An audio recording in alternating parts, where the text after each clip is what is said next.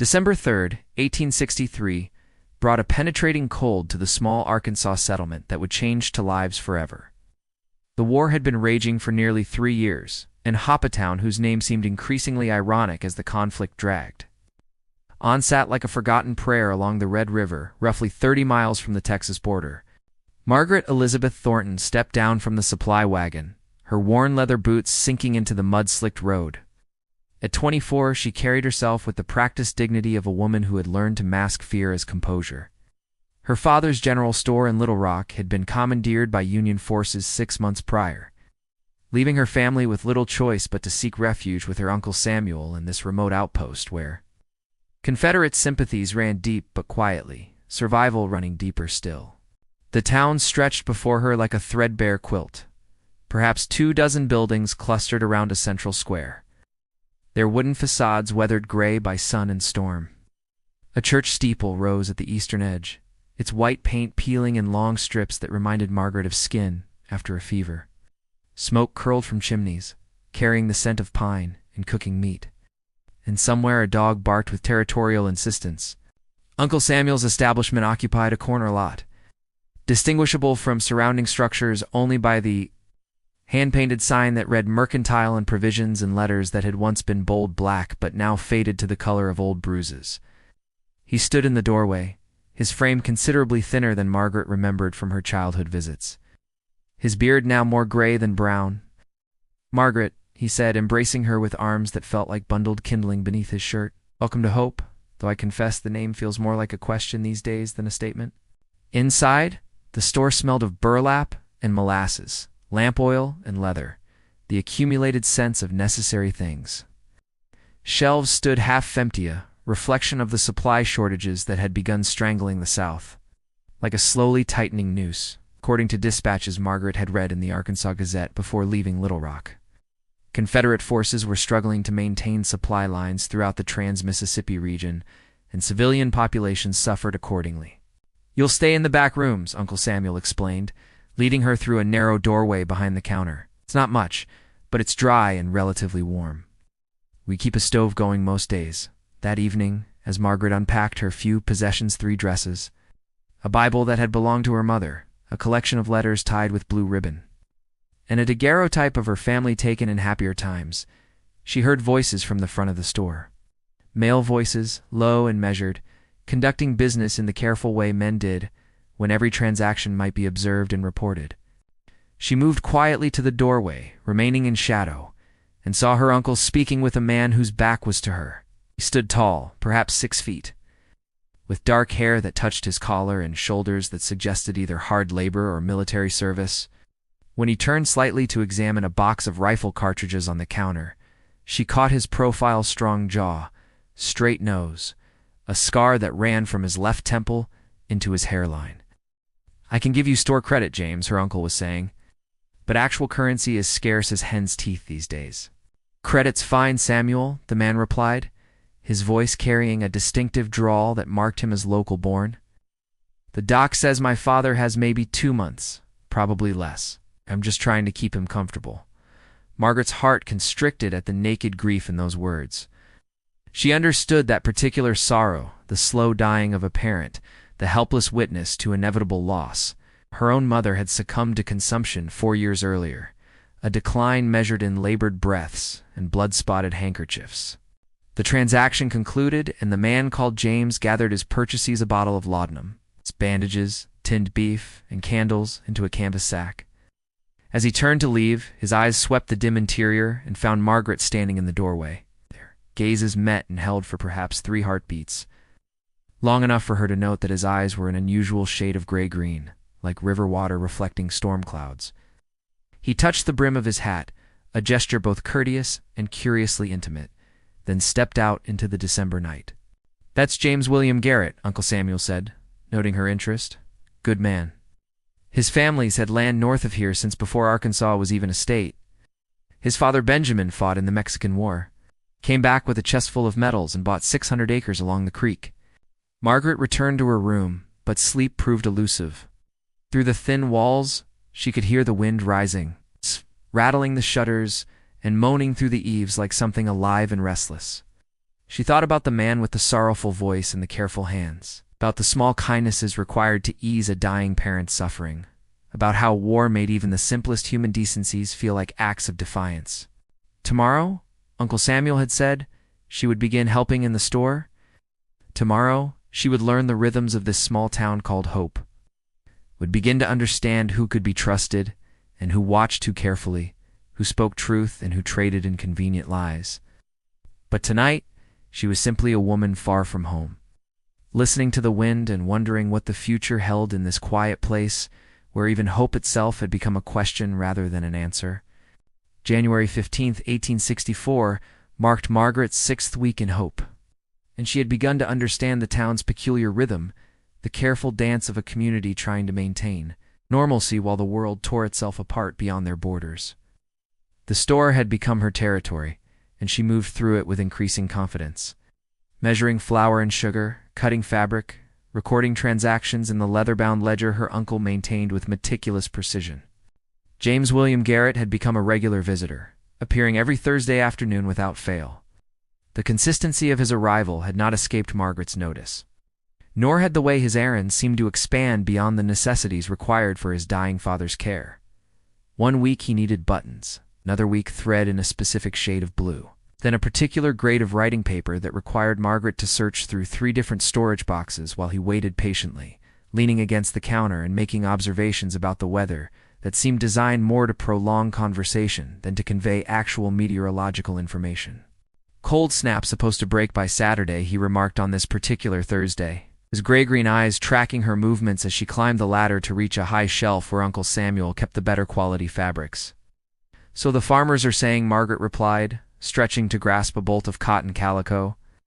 "Though I've learned that weather predictions here are more hope than science." "You're learning our ways, then." Something in his tone made her pause and look down at him. He was smiling, not the polite social smile she'd seen him offer her uncle, but something warmer, more genuine, that created small lines at the corners of his eyes. She descended the ladder with perhaps more haste than necessary, feeling heat rise in her cheeks that had nothing to do with the exertion. "I'm learning that Hope is a town that keeps its own counsel and trusts slowly." "Wise approach in times like these," James said, accepting the fabric she laid on the counter. "Trust can get a person killed, or worse." The words hung between them, heavy with unspoken meaning. Margaret had heard the rumors of coarse whispered conversations that ceased when she entered a room, meaningful glances exchanged between men when certain names were mentioned. Hope sat in a contested region, neither firmly Confederate nor Union-controlled. A gray area where allegiances shifted like sand in survival, often depended on knowing when to speak and when to remain silent. According to a report that had circulated through town, sourced from the Memphis Daily Appeal, guerrilla activities throughout Arkansas had intensified in recent months, with irregular forces on both sides conducting raids that blurred the distinction between military action and simple banditry. Hope had thus far escaped the worst of it, but the possibility of violence hung over the town like a drawn blade. "Your father," Margaret ventured, measuring out 3 yards of fabric with the wooden ruler. "How's he managing?" James's expression shifted, the smile fading into something more complex, grief mixed with acceptance, perhaps even relief. "He sleeps most of the time now. Pain's bad when he's awake, but the laudanum helps. Doc Henderson says it won't be much longer." "I'm sorry," Margaret said softly, and meant it with an intensity that surprised her. "Watching someone you love fade away, it's a particular kind of torture. You speak from experience." "My mother, consumption." 4 years ago, the words came easier than she expected, as if James's own grief had created a space where hers could be acknowledged without embarrassment or pity. "Toward the end, I used to pray for it to be over, and hate myself for the prayer." "That's not hateful," James said quietly. "It's loving someone enough to want their suffering to end, even if it means your own increases." Their eyes met again, and Margaret felt something shift between them, a recognition, perhaps of kindred spirits who understood loss and the complicated emotions it produced. The moment stretched, deepened, became something she knew she would remember long after the details of the day had faded. The shop door opened with its customary creak, admitting Mrs. Abigail Winters, minister's wife and undisputed chronicler of Hope's social affairs. Her sharp eyes took in the scene, Margaret and James standing close together at the counter.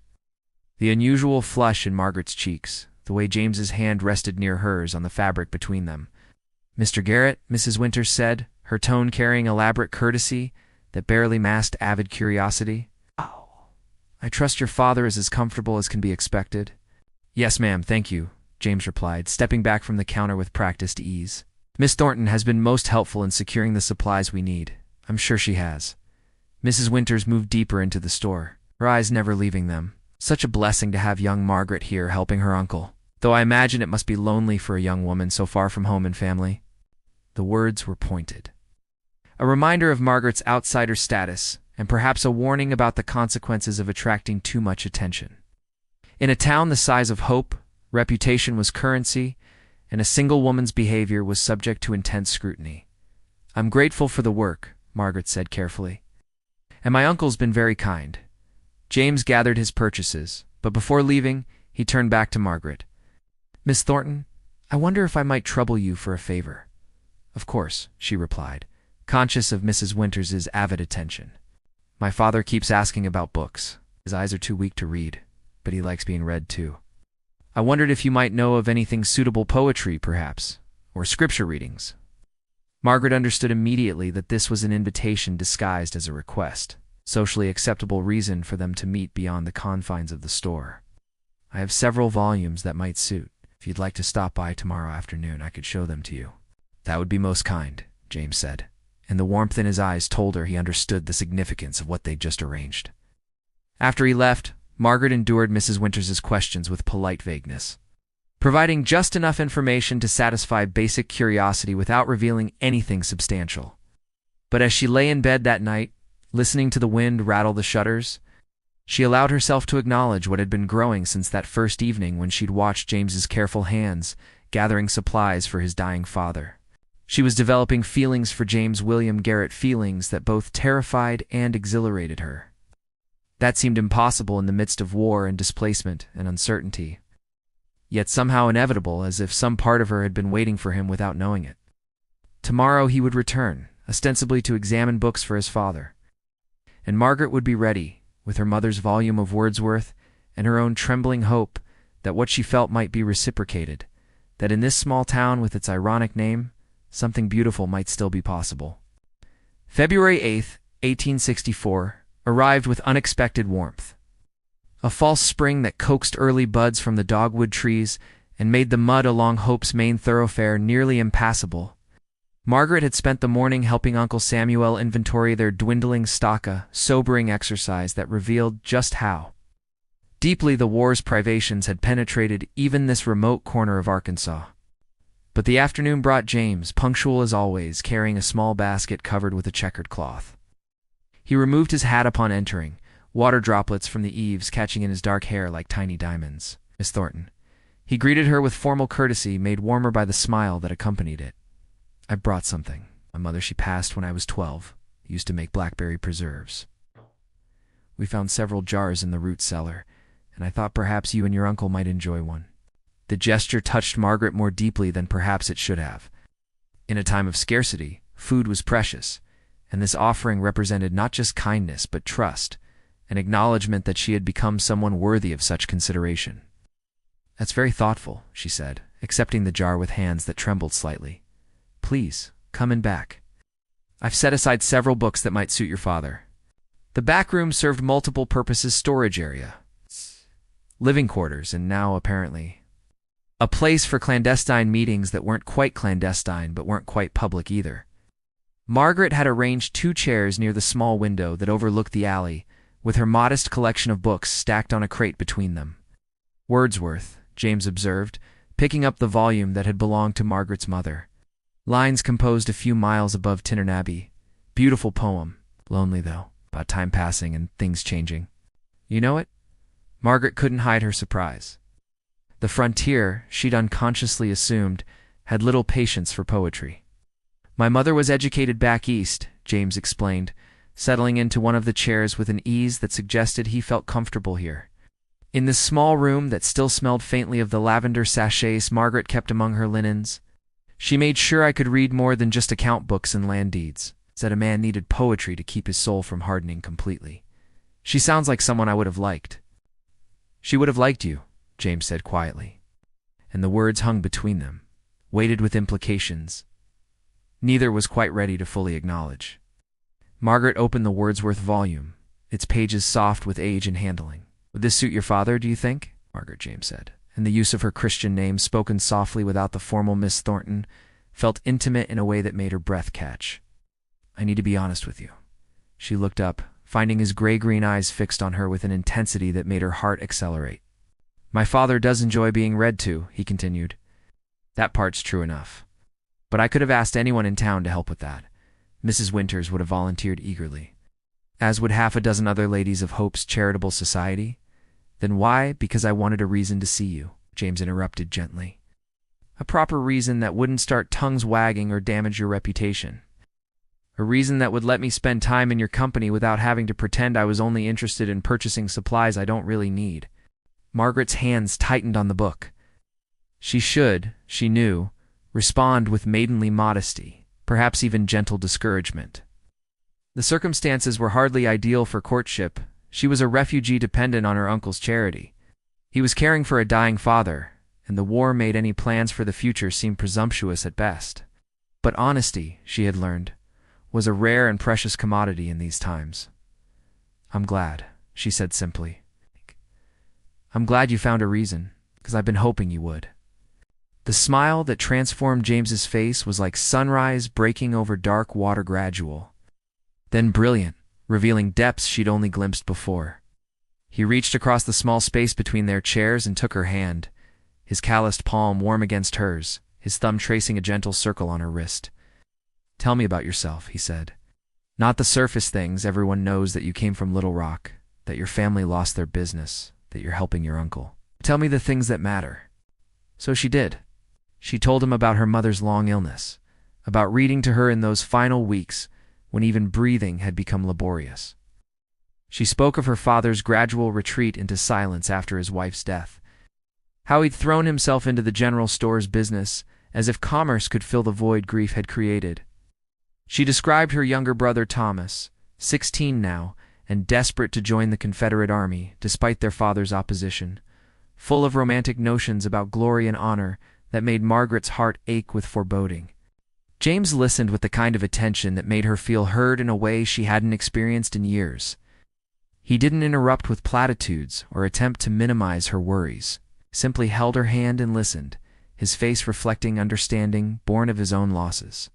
When she finally fell silent, he shared his own story. His mother's death from fever when he was 12, leaving his father to raise him alone. The farm's slow expansion, from 100 acres to 600, built on his father's Mexican War pension and years of back-breaking labor.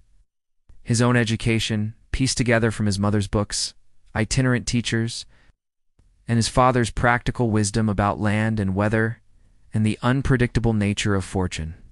I had plans once, James admitted, his gaze distant. Thought I might go to college, maybe study law or literature. But after Mother died, Father needed help with the farm, and then the war came, and now he gestured vaguely, encompassing the impossibility of planning anything in such uncertain times. Margaret asked, staying here instead of pursuing those plans? James considered the question thoughtfully. Sometimes.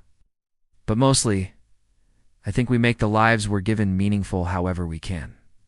Right now, my father needs me. The farm needs attention and hope. He smiled slightly. Hope needs people who'll stay and keep it alive through whatever's coming. Outside, the fall spring afternoon was giving way to evening, the light through the small window taking on the golden quality particular to late winter days when warmth feels borrowed from a future that hasn't quite arrived.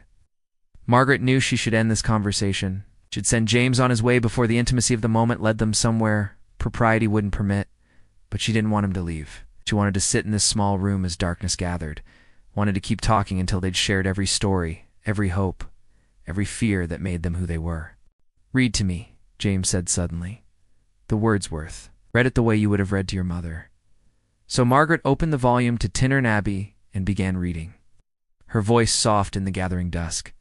5 years have passed, 5 summers with the length of 5 long winters. Again, I hear these waters rolling from their mountain springs, with a soft inland murmur. James closed his eyes, listening, and Margaret watched his face as she read, noting the way the words seemed to ease something in him, to provide a brief respite from grief and responsibility and the weight of a dying father's care. When she reached the final lines, "Nor wilt thou then forget that after many wanderings, many years of absence, these steep woods and lofty cliffs, and this green pastoral landscape were more dear, both for themselves and for thy sake," she looked up to find his eyes open and fixed on her with an expression that made her forget to breathe. "Thank you," he said quietly, "for the reading, for being here, for being you, for making me feel like maybe there's still beauty possible in all this darkness." He stood then, preparing to leave, but at the doorway he paused. "Margaret, I know the circumstances aren't ideal. No, I should probably wait until my father passes, until the war ends. Until we're both in better situations too." He stopped, started again. "But I also know that life is uncertain, and tomorrow isn't promised to anyone, so I'm telling you now, I care for you, deeply, and if you'll allow it, I'd like to court you properly, or as properly as these times allow." Margaret rose from her chair, crossing the small room to stand before him. "James, I would like that very much." He raised her hand to his lips, pressing a gentle kiss to her knuckles that felt simultaneously chaste and charged with promise. Then he was gone, disappearing into the February twilight with the Wordsworth volume tucked under his arm, leaving Margaret standing in the doorway with her heart racing and her mind full of impossible, beautiful possibilities. Outside, hope was settling into evening lamps being lit, doors closing against the cooling air, the ordinary sounds of a small town preparing for night. But for Margaret, everything felt transformed, as if the world had shifted on its axis and revealed colors she hadn't known existed. She touched her hand to her lips, feeling where his kiss had warmed her skin, and allowed herself to truly hope for the first time since arriving in this small Arkansas town, whose name had seemed like cruel irony, but now felt like prophecy. March 22nd. 1864 brought news that shattered hope's fragile tranquility like a stone through glass. The supply wagon from Washington, Arkansas arrived 3 days late, its driver bringing not just the usual goods, but reports of Union troop movements along the Red River and Confederate preparations for what everyone feared would be a major engagement somewhere in southwestern Arkansas or northwestern Louisiana. Margaret first learned of this development when Uncle Samuel emerged from a conversation with several town elders, his face drawn tight with worry. That evening, after the store closed, he sat her down in the back room with unusual solemnity. "There's fighting coming," he said without preamble. "Major General Frederick Steele is moving Union forces south from Little Rock, Confederate. General Sterling Price is gathering troops to oppose him. Hope sits directly between them, and when armies meet, civilians suffer regardless of which side prevails." Margaret's stomach tightened with familiar dread. She had fled Little Rock to escape exactly this kind of danger, and believed that Hope's remoteness might protect them from the war's worst depredations. The realization that safety was illusory felt like betrayal. "What should we do?" she asked. "Be careful. Watch what we say and to whom. Prepare for the possibility that we'll need to hide valuables or evacuate entirely." Uncle Samuel paused, his weathered hands gripping his knees. "And Margaret, you need to be careful about your association with James Garrett." "Why?" The question came sharp with defensiveness. "Because the Garrett family has Confederate sympathies. And we're suspected of Union leanings because I refused to donate supplies to the Confederate commissary last fall. In normal times, such differences could be overlooked. But when armies approach, people start seeing enemies everywhere, and associations become dangerous." Margaret wanted to protest, to argue that personal feelings transcended political divisions, but she understood the truth in her uncle's warning.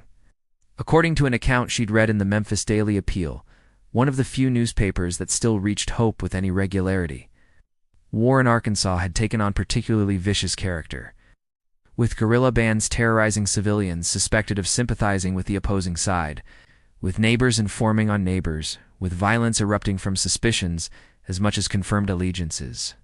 That night, sleep eluded her. She lay in the narrow bed listening to distant thunder weather, actual weather, or something more ominous.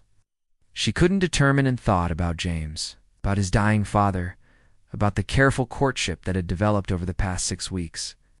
They'd met every Thursday without fail, sometimes in the store, sometimes taking brief walks along the creek when weather permitted, always maintaining strict propriety while their feelings deepened with each conversation. He made her laugh with observations about Hope's various eccentric residents. He listened when she worried about her brother Thomas, who had indeed enlisted despite their father's objections, and was now somewhere in Louisiana with General Richard Taylor's forces. He shared his dreams for the farm after the war ended. Expansion, maybe raising horses instead of just crops. Building a proper house to replace the cabin where he'd grown up. And Margaret had begun to imagine herself in those dreams, had allowed herself to picture a life on that farm, in that house. With this man who read Wordsworth and treated her like she was precious rather than simply available. Now those imaginings felt dangerous, perhaps impossible. The following Thursday, James arrived at his usual time. But the easy comfort that had characterized their recent meetings was strained by unspoken awareness that circumstances had changed. He sat in the back room with the Wordsworth between them.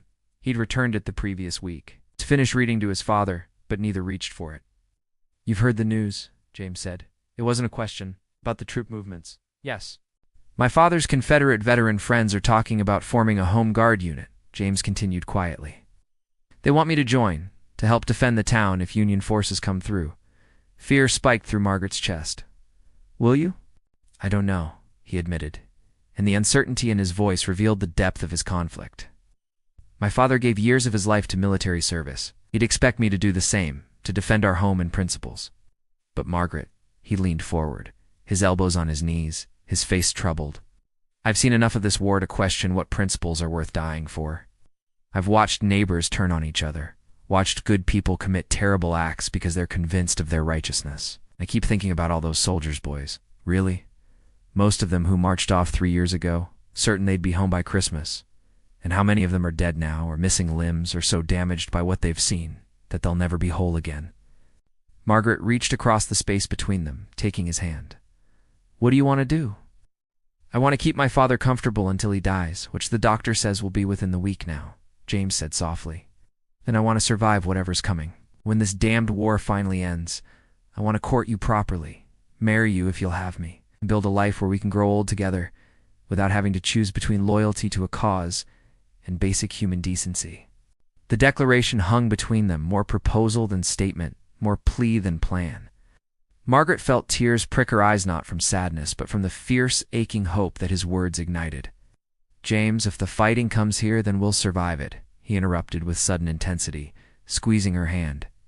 "Together, if possible. Separately, if we must. But Margaret, I need you to promise me something." "What?" "If Union forces occupy Hope, if things become dangerous for people suspected of Confederate sympathies, you don't try to protect me or intervene on my behalf? Your uncle's neutral reputation is valuable. It might keep you safe when others aren't." I can't bear the thought of you risking that for my sake. You're asking me to stand aside if you're in danger?" Margaret's voice rose with disbelief. "I'm asking you to be practical," James countered. "Yes. This war has made heroes of fools and villains of good people. The best we can hope for is to navigate it with our humanity intact. Sometimes that means making choices that feel like betrayal, but are actually the only way to ensure there's something left to build on when it's over." Margaret wanted to argue, to reject the cold calculus that would have her prioritize safety over love. But she also understood the hard wisdom in his words. She'd seen enough in Little Rock to know that noble gestures often resulted in nothing but additional suffering. That survival sometimes required a ruthlessness that felt antithetical to every better impulse. "I don't like it," she said finally. "Any of it. Neither do I." James brought her hand to his cheek, pressing it there, as if he could memorize the feel of her touch. "But we play the hand we're dealt, and hope the cards turn eventually." They sat in silence for several minutes, hands clasped, both understanding that something had shifted. That the careful courtship of the past weeks existed in a bubble that was about to burst. The wider world, with its violence and irreconcilable divisions, was pressing in, and their small rebellion of feeling for each other across political lines was about to be tested. "My father asked about you yesterday," James said finally, his voice lighter, clearly attempting to ease the tension. "He's mostly delirious now, but he had a lucid moment and wanted to know who I was reading to." When I told him, he said he remembered your grandfather. Apparently they served together in the Mexican War. He said the Thorntons were good people, trustworthy in a fight. That's kind of him to say. It's more than kind, James corrected gently. Coming from my father, that's the highest praise. And Margaret, I think he knows about us, I mean. He hasn't said so directly, but there's been this look in his eyes when I mention your name, like he understands and approves. The thought of dying man's blessing felt both precious and heartbreaking. I wish I could meet him properly. You will, in a way, James said. He's leaving me the farm, the land, everything. But he's also leaving me his journal's 30 years' worth of observations about weather and crops, his planting dates and harvest yields, but also his thoughts about life and meaning and what matters. When you read those journals, you'll know him. Maybe our children will read them someday too, and know their grandfather through his words. Our children. The phrase hung in the air between them, a commitment spoken casually but meant seriously. A declaration that despite armies and uncertainties and the distinct possibility that they might not survive what was coming, James was planning for a future that included her. Margaret felt her throat tighten with emotion too complex to name. Dame. I love you, he said simply, cutting through everything else. I know it's fast, and the timing is terrible, and I have no right to burden you with that knowledge when everything's so uncertain. But if tomorrow something happens and I don't get another chance to tell you, I need you to know. I love you, Margaret, Elizabeth Thornton. And loving you has made this dark time bearable in ways I didn't think possible. She had rehearsed this moment in her imagination, had considered 100 different responses to this declaration she'd been hoping for. But now, faced with the actual words, all her rehearsed eloquence vanished, leaving only simple truth. I love you too, she whispered. Whatever comes, that won't change. James rose from his chair and drew her up with him, pulling her into an embrace that was both chaste and charged with longing. His heart beat against her cheek, steady and strong. And Margaret closed her eyes and tried to memorize everything: his warmth, his scent of wood smoke and soap, the way his arms created a circle of safety in an increasingly unsafe world. When they finally separated, darkness had fallen completely. James lit the small lamp on the table, its glow pushing back the shadows, but somehow making the world beyond the window seem even darker by contrast. I should go, he said reluctantly. Father will need his evening dose of laudanum, and I don't like leaving him alone too long. Margaret walked him to the back door, unwilling to parade their extended private meeting before whatever curious eyes might be watching the front of the store. At the threshold, James paused. Stay safe, he said. Whatever happens in the coming weeks, whatever you hear about me or the Garretts, trust that I'm doing what I must to survive so we can have that future we've been imagining. You stay safe too, Margaret replied, reaching up to touch his face, feeling the rough stubble along his jaw. Come back to me, James. However long it takes, whatever you have to do, come back. He kissed her then, properly and thoroughly, a kiss that was both promise and goodbye, that tasted of desperation and hope in equal measure. Then he was gone, disappearing into the March darkness, leaving Margaret standing in the doorway with tears on her cheeks and fear in her heart and a love that felt simultaneously like salvation and curse. 3 days later, Benjamin Garrett died peacefully in his sleep, his son at his bedside. And 2 days after that, the first Union cavalry scouts appeared on the roads around Hope, harbingers of the storm that would soon break over the small town and test every bond, every loyalty, every carefully maintained neutrality, until nothing remained but the stark choices that war always demanded: survive or die, betray or be betrayed, love or let go. April 2nd, 1864, arrived with unseasonable chill, as if winter was making one final stand before surrendering to spring. Margaret woke before dawn to the sound of horse hooves on the main road, not the usual sparse traffic of local farmers, but something heavier, more rhythmic, the unmistakable cadence of military movement. She dressed quickly and joined Uncle Samuel at the front window. Through the pre-dawn gray, they watched as Union cavalry entered Hope, perhaps to company's worth, roughly 180 men on horses whose breath steamed in the cold air. They moved with the practiced efficiency of veterans, establishing picket lines at the town's approaches, securing the church and mercantile as command posts. Major General Frederick Steele's advance units, Uncle Samuel murmured, his face pressed close to the glass. "They'll be requisitioning supplies, demanding oaths of loyalty, looking for Confederate sympathizers." A knot of dread formed in Margaret's stomach. "James will have to be careful," her uncle finished grimly. "Benjamin Garrett's Confederate service is a matter of public record. Their farm will be watched, possibly searched." By mid-morning, a captain appeared at the mercantile's door at Lean. Angular man with Massachusetts vowels and eyes that missed nothing. Captain Nathaniel Reynolds. He introduced himself, requiring a complete inventory of the store's goods and Uncle Samuel's pledge of loyalty to the United States government.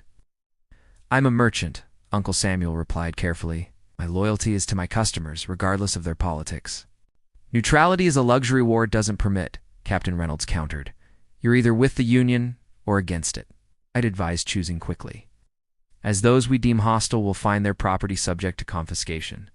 Margaret watched her uncle's jaw tighten, saw the calculations running behind his eyes. Everything they owned was in this store. Without it, they'd be destitute, dependent on charity, or reduced to the same refugee status that had driven them from Little Rock. "I take the oath," Uncle Samuel said finally, the words clearly costing him. Captain Reynolds produced a printed form, and Uncle Samuel signed with a hand that trembled slightly, whether from anger or fear. Margaret couldn't determine. Then the captain turned his attention to the store's inventory, his sergeant recording every item in a leather-bound journal. "We'll need 20 pounds of flour, 10 of cornmeal, 5 of coffee if you have it, salt pork, and any medical supplies," Reynolds said. It wasn't a request. "You'll be compensated with federal scrip, redeemable at war's end." "Federal scrip is worthless here," Uncle Samuel protested. No one will accept it." "Then I suggest you educate them on its value," Reynolds replied coldly. "The alternative is outright confiscation without any compensation at all." For 3 days, Union soldiers occupied Hope, transforming the quiet town into an armed camp. They interviewed residents about Confederate sympathies, searched houses for weapons and contraband, and established a dusk-to-dawn curfew enforced by armed patrols. Margaret watched from the store's window as neighbors were questioned, as tensions escalated, as the careful neutrality that had protected Hope dissolved under military occupation. On the 4th day, James appeared at the back door just after dawn, before the store officially opened. His face was haggard, his clothes bearing evidence of hard travel, and Margaret's heart leaped with relief, followed immediately by renewed fear. "You shouldn't be here," she said, even as she pulled him inside. "If they see you—" "They searched the farm yesterday," James interrupted, his voice tight with barely controlled anger. "Tore through everything, the house, the barns, even dug up part of the kitchen garden looking for buried weapons or gold. They found my father's Mexican war medals and accused me of being a Confederate officer hiding among civilians." "Oh God, James." "Captain Reynolds questioned me for 2 hours," he continued, pacing the small room like a caged animal. "Wanted to know about neighbors' allegiances, about guerrilla activity, about supply caches and hidden soldiers. I told him I'm a farmer, that my father just died, that I've taken no part in this war. I don't think he believed me, but he couldn't prove otherwise." Margaret gripped his hands, feeling them shake. "What do we do?" "You do nothing," James said firmly. "Margaret, you stay far away from me. Your uncle took the loyalty oath that buys you some protection. But anyone associated with the Garrett family is under suspicion now. I won't have you endangered because of me. You can't seriously expect me to. I expect you to survive," James interrupted, his gray-green eyes fierce. "Whatever it takes, Margaret. Swear to me." Before she could respond, they heard boots on the store's front steps, the sharp rap of military summons. Uncle Samuel's voice, tight with strain, calling for Margaret. James pressed a quick, desperate kiss to her forehead and slipped out the back door, vanishing into the alley before Margaret could protest. She found Captain Reynolds in the store's main room, 2 soldiers flanking him. Uncle Samuel standing behind the counter with his hands flat on the wood as if bracing himself. "Miss Thornton," Reynolds said, his tone professionally courteous, but his eyes calculating. "I understand you're acquainted with James William Garrett." Margaret's heart hammered, but she kept her voice steady. "I know him slightly. He was a customer here. Mrs. Abigail Winters suggests your acquaintance was rather more than slight."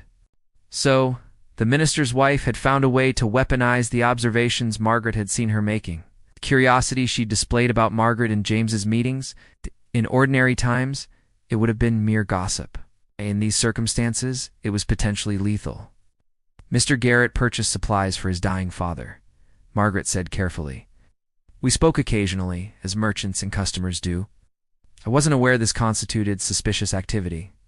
Association with known Confederate sympathizers is always suspicious, Reynolds countered. I'm told you met privately on multiple occasions, outside normal business transactions. We discussed books, Margaret replied, allowing a trace of indignation into her voice. Poetry. His father enjoyed being read to in his final weeks. If Captain Reynolds finds literature suspicious, I shudder to imagine what else might fall under military scrutiny. For a long moment, Reynolds studied her, clearly trying to determine if she was genuinely naive or cleverly dissembling. Finally, he nodded slightly. I'll accept your explanation for now, Miss Thornton. But I'd advise you to be cautious about your associations going forward. The Army looks harshly on those who provide aid or comfort to its enemies, regardless of the affections that might motivate such assistance. After Reynolds and his soldiers departed, Margaret sagged against the counter, her legs suddenly weak. Uncle Samuel put a hand on her shoulder, his face grim. That woman will get you killed if you're not careful, he said quietly. Or worse, she'll get James killed. In times like these, a word to the wrong person can be as deadly as a bullet. Margaret knew he was right. But that night, lying in her narrow bed, she couldn't regret the time she'd spent with James, the love they'd declared, the future they dared to imagine. Even if the cost of that love proved higher than she'd anticipated. According to information that filtered through town over the following days, sourced from Union dispatches and refugee reports, General Steele's campaign into southwestern Arkansas was meeting unexpected resistance. Confederate forces under General Sterling Price were gathering strength, and a major engagement seemed inevitable. Hope sat directly in the path of these converging armies, a strategic location that neither side would willingly abandon. 2 weeks after the initial occupation, Captain Reynolds announced that Hope would serve as a supply depot for Union forces operating in the region. More troops arrived, transforming the town into a fortified position with earthwork defenses and artillery emplacements on the surrounding hills. For civilians, life became a careful navigation of military authority and survival necessity. The store's inventory dwindled as requisitions continued. Food grew scarce, prices for what remained soared. And tensions between Union-friendly residents and those with Confederate sympathies erupted into open hostility.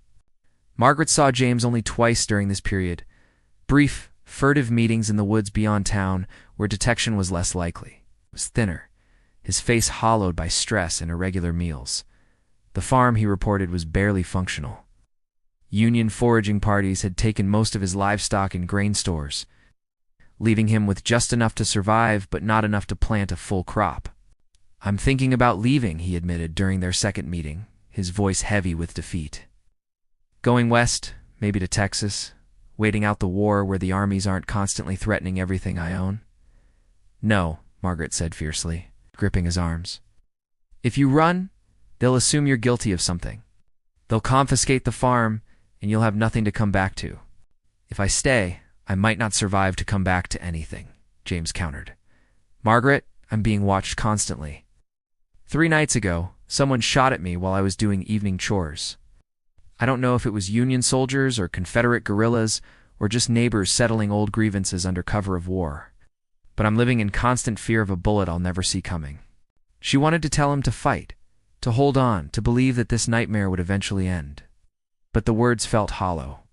The war that everyone had believed would be brief was entering its 4th year with no resolution in sight. Hope, like the nation it represented, was tearing itself apart. The casualties included not just soldiers, but dreams, relationships, the very possibility of normal life. Then we leave together, Margaret said suddenly, the decision crystallizing even as she spoke. We go to Texas or Kansas or anywhere far from the fighting. We get married, find new land, start over. James looked at her with an expression mixing longing and impossibility. Margaret, I can't ask you to abandon your uncle, to become a refugee again, to tie yourself to someone who might not survive long enough to make good on any promises. You're not asking, she replied. I'm offering. And James, I'd rather face uncertainty with you than safety without you. He pulled her into his arms then, holding her with a desperation that spoke to just how close to breaking he'd come. They stood like that for long minutes, two people clinging to each other in a world that seemed determined to tear them apart. When they finally separated, James cupped her face in his hands. "Give me 2 weeks," he said. "Let me see if this army moves on, if things stabilize enough to make staying viable. If not, we'll do as you suggest. We'll leave together and build something new somewhere else." Margaret agreed, though every instinct screamed that 2 weeks might be 2 weeks too long, that circumstances could shift in an instant and leave them separated, or worse. As they parted, Margaret returning to town through the woods, James heading back to his farm by a different route, neither could know that they had just 12 days before. Hope's fragile peace would shatter completely, before choices made in desperation would test their love in ways they couldn't yet imagine, before the quiet romance that had begun in winter would face its greatest trial in the crucible of spring. April 18th. 1864 began like any other occupied morning. Union soldiers drilling in the town square. Civilians moving through their constricted routines, the constant tension of living under military authority. But by noon, everything had changed. The Confederate guerrillas struck with a precision that suggested inside knowledge of Hope's defenses and Union deployment patterns. Approximately 40 riders, wearing a mixture of gray uniforms and civilian clothing, attacked from 3 directions simultaneously. Targeting the supply depot, the church where Union officers were quartered, and the picket line on the western approach. Margaret's first awareness of the raid came from gunfire, not the distant rumble of artillery she'd grown accustomed to hearing from engagements miles away, but the sharp, immediate crack of rifles and pistols in the street outside. She and Uncle Samuel immediately dropped below the level of the front windows, pressing themselves against the floor as bullets shattered glass and thudded into the wooden walls. The cellar, Uncle Samuel gasped, grabbing Margaret's arm and pulling her toward the back room. They scrambled down the narrow stairs into the root cellar, just as a tremendous explosion shook the building, the supply depot going up. Margaret realized, taking with it several weeks' worth of Union provisions and probably multiple casualties. Dust sifted down from the ceiling beams, and Margaret pressed her hands over her ears as the gunfire intensified into a roar that made thinking impossible. The raid lasted perhaps 30 minutes, though to Margaret, huddled in the darkness with her uncle's arms around her and the world exploding overhead, it felt like hours. When silence finally descended, not true silence, but the absence of sustained gunfire, they remained in the cellar, neither willing to venture up until they could determine who had emerged victorious. Footsteps above them, heavy boots moving through the store. Margaret felt Uncle Samuel tense, positioning himself between her and the cellar door, as if his aging body could somehow shield her from whatever violence might descend those stairs. "Federal soldiers," a voice called down. "Da-da-da-da-da, it's safe to come up." They emerged into chaos. The store had been ransacked, whether by Confederate raiders looking for supplies or Union soldiers searching for collaborators, Margaret couldn't determine. The front windows were shattered, bullet holes pocked the walls, and blood stained the floorboards near the entrance where someone had clearly fallen and either died or been dragged away. Captain Reynolds stood in the street outside, his uniform singed and his face black with powder smoke. Bodies lay scattered across the square, mostly Union soldiers. Margaret noted with sick dread, but also several civilians who'd been caught in the crossfire or mistaken for combatants. "They hit us hard," Reynolds was saying to one of his lieutenants. "Knew exactly where our supplies were stored, where the officers quartered, where our defenses were weakest. Someone in this town provided intelligence to the enemy." The implications of that statement rippled through Hope like a cold wind. If Reynolds believed a local informant had aided the raid, he would seek retribution. Suspected Confederate sympathizers would be arrested, interrogated, possibly executed. And the Garrett family, already under suspicion, would be among the first targeted. Margaret's breath caught in her throat. "James," she whispered. "Stay here," Uncle Samuel ordered, reading her intention. "Margaret, you cannot go to him. If Reynolds sees you, I have to know if he's safe," she interrupted, already moving toward the door. Her uncle caught her arm. "And if he's not? If he's already been arrested or worse?" "Margaret, you rushing to his side won't help him. It will only confirm Reynolds' suspicions about your relationship and his alleged collaboration." The words stopped her, not because she agreed, but because she recognized their brutal truth.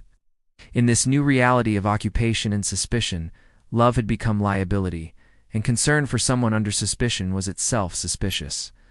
For 3 days, Hope existed in a state of martial law, even more severe than before. Union soldiers conducted house-to-house searches. Every male between 15 and 50 was questioned about their whereabouts during the raid and their knowledge of Confederate activities. Several men were arrested, including the minister, Reverend Winters, though whether for actual collaboration or simply to punish his wife's gossiping remained unclear. Margaret learned through whispered conversations at the store that the Garrett farm had been searched again. More thoroughly this time, with soldiers dismantling outbuildings looking for evidence of weapons caches or correspondence with Confederate forces. James himself had been detained for questioning but released after 12 hours. Though Reynolds had made clear he remained under suspicion and surveillance, she wanted desperately to see him, to verify with her own eyes that he was unharmed, to discuss what the raid meant for their tenuous plans to leave Hope together. But soldiers watched the store constantly, and any attempt to visit the Garrett farm would be noted and reported. Instead, she had to content herself with second-hand information gleaned from customers that James was still farming, still at liberty, if not truly free, still alive even if his circumstances had become increasingly dire. On the 7th day after the raid, a woman Margaret didn't recognize entered the store just before closing. She was perhaps 40, weather-worn, with the careful demeanor of someone accustomed to navigating dangerous situations. "I need thread," she said clearly, then dropped her voice so only Margaret could hear. "James Garrett asked me to give you this." She pressed a small, folded paper into Margaret's palm so quickly and smoothly that Margaret almost missed the exchange. By the time she registered what had happened, the woman was accepting her thread and departing without another word. Margaret waited until she was alone in the back room before unfolding the paper. James's handwriting, compact and precise. Sunday. Creek crossing near the old mill. Dawn, come if you can safely. Desperate to see you. If not possible, know that I love you, and nothing changes that. Tomorrow was Sunday. The creek crossing was perhaps half a mile from town, reachable if she claimed to be foraging for early greens or checking snares. Dangerous but possible. She burned the note in the stove's fire, watching the paper blacken and curl, James's words disappearing into ash. Then she lay awake all night planning her approach, weighing risks against the overwhelming need to see him. To confirm what the note stated, that, despite everything, their love remained constant. Sunday dawned gray and cold, with fog hanging thick over the creek bottoms. Margaret told her uncle she was going to check the rabbit snares they'd set in the woods, a plausible excuse that required her to leave early and alone. If he suspected her real purpose, he didn't reveal it, merely nodding and cautioning her to be careful. The walk to the creek took 20 minutes, every step accompanied by the fear of encountering a Union patrol or worse, Confederate guerrilla band who might mistake her for a loyalist informant. But the fog provided cover, and she reached the old mill site without incident. James materialized from the mist like a ghost, looking so gaunt and exhausted that Margaret's heart contracted painfully. They met without words, simply holding each other as the creek murmured past, and the fog swirled around them like a shroud. "I had to see you," James finally said, his voice rough. "Had to make sure you were safe after the raid. Had to tell you." He pulled back slightly, his hands gripping her shoulders. "Margaret, we have to leave. Soon. Maybe tonight." "What happened?" "During the questioning, Reynolds told me he knows I'm in love with you," James said grimly. "Someone, probably that damn Winters woman, told him about our meetings, our conversations. He said if I was cooperative, if I provided information about Confederate activities in the area, he'd make sure you weren't implicated in whatever charges might be brought against me." Ice flooded Margaret's veins. "Implicated in what? James, you haven't done anything." "That doesn't matter," he interrupted. "Reynolds needs scapegoats for the raid. He needs to demonstrate that he's rooting out collaboration, punishing disloyalty. The truth is irrelevant compared to the appearance of decisive action." Margaret understood the calculation immediately. Reynolds would arrest James on trumped-up charges, use the threat of extending those charges to Margaret as leverage to extract a confession, true or false, then hang James as an example, while positioning himself as having been merciful to the deluded woman who'd been misled by a Confederate sympathizer. "Then we leave today," she said firmly. I'll go back. Gather what I can carry. Tell my uncle no, James interrupted. Margaret, think if you suddenly disappear hours after meeting me, it confirms every suspicion. Reynolds will send soldiers after us and we won't outrun cavalry. But if we plan carefully, wait until the opportunity presents itself. How much time do you have? Margaret asked, though she feared the answer. James's expression told her everything before he spoke. Reynolds said he's making arrests tomorrow, Monday. I'd be detained for questioning and likely wouldn't be released this time, so they had perhaps 18 hours. One day to plan an escape that might save them, or might simply result in their deaths as fugitives. Branded as Confederate collaborators and hunted by Union forces with no safe haven in a landscape torn by war, Margaret pressed her forehead to James's chest, feeling his heart beat against her cheek steady despite everything, constant even as their world collapsed around them. Ow. Tell me what to do, she whispered. There's a farmer named Willem Henderson, lives about 8 miles west of here, James said quietly, stroking her hair. He's neutral, helps people on both sides when he can. Sent word asking if he'd shelter us temporarily, help us get to Texas. He agreed, said he'll have a wagon ready tomorrow night after dark. How do I reach you? You don't, James said firmly. Margaret, I can't have you implicated in my escape. You stay here, maintain your innocence, tell Reynolds the truth that I deceived you, you had no knowledge of my plans, that you're as shocked by my disloyalty as anyone. She pulled back, anger flashing hot through her fear. You want me to betray you? To tell Reynolds you're running? I want you to survive, James countered, his voice hard. Hey, Margaret, I love you more than anything, but I won't have your life ruined or ended because of me. You stay here. You convince Reynolds you're innocent, and when the war ends, no, Margaret said flatly. James, I'm not staying behind to be safe while you face God knows what dangers alone. We leave together or not at all. That's not rational. It's not rational to love you either, but here we are, Margaret interrupted, her voice fierce despite the tears streaming down her face. I've made my choice, James. You don't get to unmake it for me. They stood in the fog-shrouded clearing, to people with impossible choices and no good options. Finally, James exhaled slowly and pulled her close again. Henderson's farm. Tomorrow night, 2 hours after sunset, there's a lightning-struck oak at the property. Line, you'll know it, by the white scar down the trunk. Wait there. If I don't come by midnight, go back to town and save yourself however you can. If you don't come, I'll know you're dead or captured, Margaret said bluntly. And if that's the case, I'm not sure I'll want saving. James cupped her face in his hands, his gray-green eyes intense. Then live for both of us. Live and remember that what we had was real and good and worth all of this. Can you promise me that? Margaret wanted to refuse, to reject any scenario where they didn't escape together and build the life they'd imagined. But looking at his face, already marked by the war's hardships, aged beyond his 28 years by loss and fear and the constant struggle to simply survive, she understood that he needed this promise, needed to believe that even if the worst happened, their love would endure in her memory. I promise, she whispered. But James, you have to promise me something too. Promise you'll fight to survive, that you won't surrender or give up or do something noble and stupid that gets you killed. Promise you'll be at Henderson's farm tomorrow night, that we'll escape together and make it to Texas and have that future we've been planning. I promise, he said, and sealed it with a kiss that tasted of salt and desperation and fierce defiant hope. They parted as the sun burned through the fog, Margaret heading back toward Hope, and James disappearing into the woods toward his farm. Neither looked back, both understanding that backward glances might weaken resolve, might make them reconsider plans that were probably insane but represented their only chance. Margaret returned to find the store bustling with Sunday customers, Uncle Samuel managing transactions with his usual efficiency. She slipped into the back room and began sorting through her meager possessions, deciding what could be carried and what must be left behind. The Bible that had been her mother's, 2 dresses, one to wear, one to carry. A packet of letters from her brother Thomas, whose whereabouts remained unknown. The daguerreotype of her family.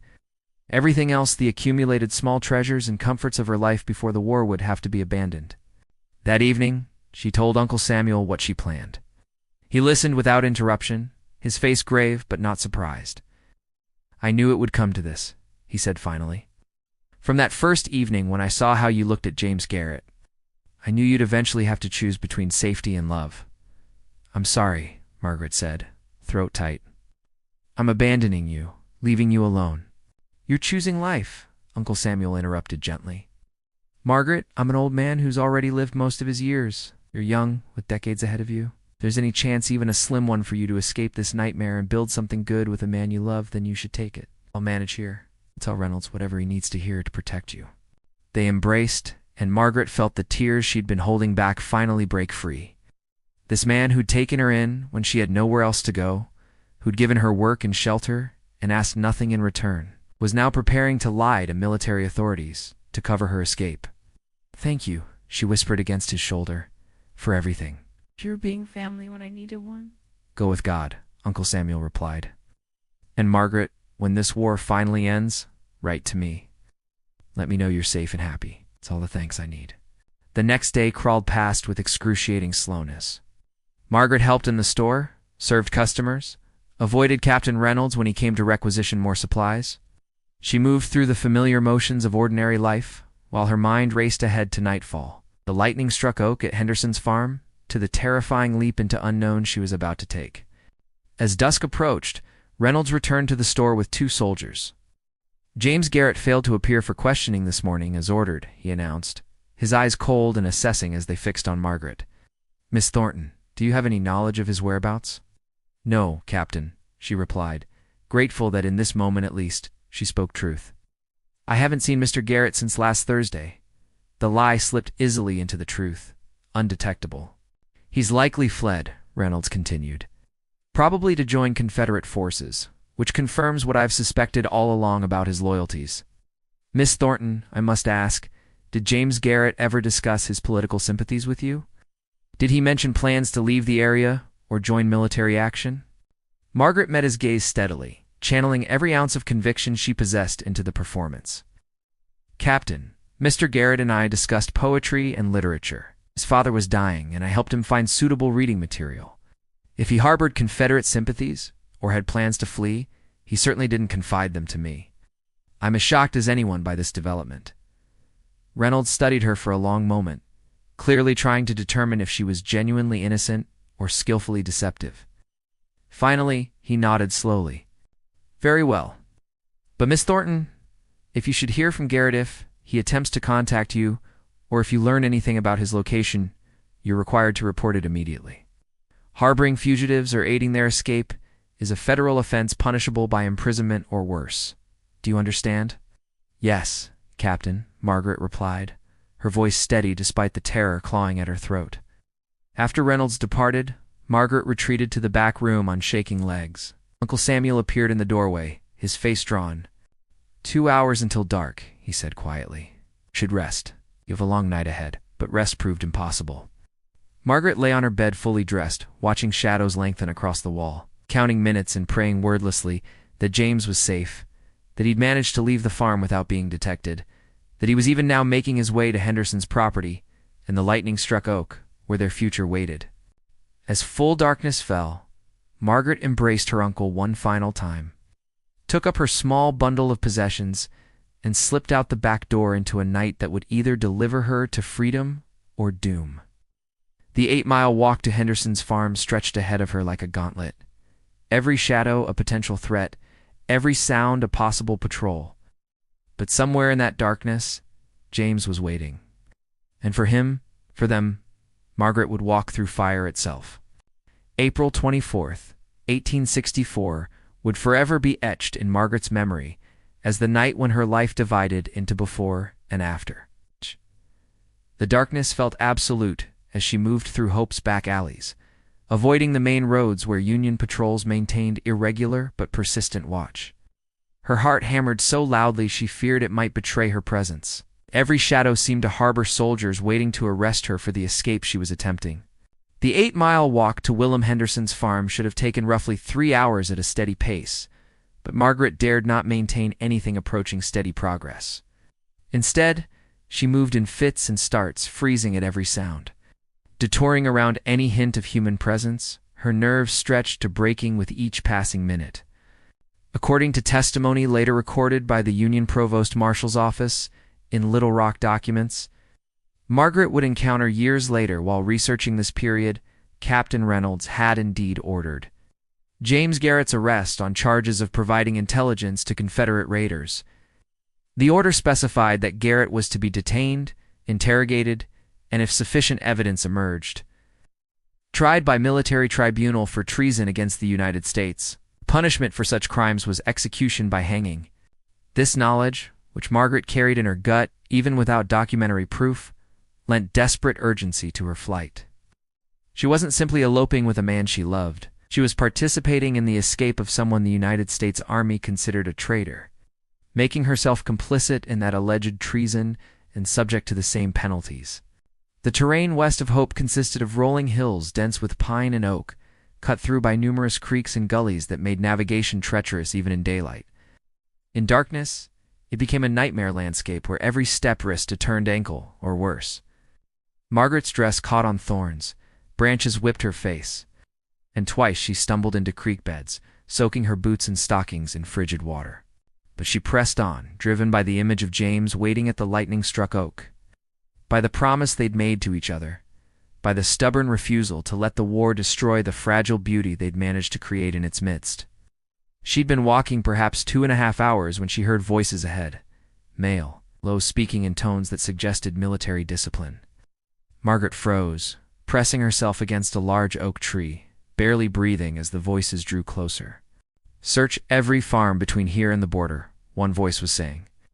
"Captain wants Garrett found before he can link up with Confederate forces. It's not comfortable," Henderson said apologetically, "but it will get you past any checkpoints or patrols we might encounter." I'm taking grain to Marshall. Texas perfectly legitimate business that the Union authorities have approved. It'll be hidden until we're well away from Hope and the occupied territories. Margaret stared at the cramped space that would be their world for the next several days, feeling claustrophobia rise in her throat. But she also understood that this represented their only realistic chance of escape. On foot, they'd never evade the cavalry patrols searching for James. Hidden in Henderson's wagon, they might actually succeed. "Thank you," James said, gripping Henderson's hand. "I know you're risking everything to help us." "I'm helping because it's right," Henderson replied simply. "I came to this country for freedom, and I'll not stand by while good people are persecuted for loving each other across political lines. Now, we leave in 30 minutes, so get yourself settled. There's water, some bread and cheese, and a chamber pot. Apologies for the lack of dignity, but necessities must be addressed." Margaret and James climbed into the false bottom of the wagon, arranging themselves as comfortably as possible in the confined space. Henderson replaced the barrels and crates above them, and suddenly they were in complete darkness. The weight of the wagon's legitimate cargo pressing down on the thin wooden barrier above their heads. "Can you breathe?" James whispered, his body pressed against hers in the cramped darkness. "Yes," Margaret replied, though the air already felt close and stale. "James, what if they search the wagon thoroughly? What if they find us? Then we tell them the truth, that I'm innocent, that we're running because staying meant certain death, that all we want is to be left alone to live our lives." His hand found hers in the darkness, fingers interlacing. "Margaret, whatever happens, I don't regret this. Even if we're caught, even if the worst occurs, I don't regret loving you or asking you to flee with me." "Neither do I," Margaret whispered back, "though I'll admit I'm terrified." "So am I," James confessed. "But I'm also grateful. Grateful that you came, that you're here, that we're facing this together." The wagon lurched into motion, and their journey began. Through the thin wood above them, they could hear Henderson's voice talking soothingly to the mules. The creak of wheels, the ordinary sounds of a farmer transporting goods to market. But every sound also held potential threat. Hoofbeats might mean cavalry. Voices might mean checkpoints. Any deviation in the wagon's steady progress might indicate discovery. They traveled through the night, cramped and uncomfortable, breathing stale air and straining to interpret every sound. Several times the wagon stopped, and they heard voices, Henderson explaining his business, soldiers apparently examining his cargo. Each time, Margaret held her breath, James's hand gripping hers so tightly her fingers went numb, both of them waiting for the barrels to be moved, for the false bottom to be discovered, for their flight to end in chains. But each time, the inspection proved cursory. Henderson's reputation as a neutral farmer served them well. and his legitimate business provided cover that soldiers apparently accepted without extensive investigation. Dawn broke. Margaret knew from the change in temperature and the birds' chorus but brought no relief from their confinement. Henderson had warned them they would need to remain hidden until they crossed into Texas, perhaps 2 full days of travel. 2 days of darkness, cramped muscles, stale air, and the constant terror of discovery. They spoke in whispers when they dared speak at all, using the time to share stories from their childhoods, to discuss the life they hoped to build after reaching safety, to distract themselves from the immediate discomfort and danger.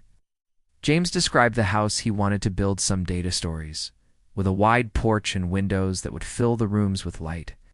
Margaret talked about a garden she'd cultivate, about the children they might raise, about ordinary domestic dreams that felt simultaneously impossible and more precious than anything she'd ever wanted.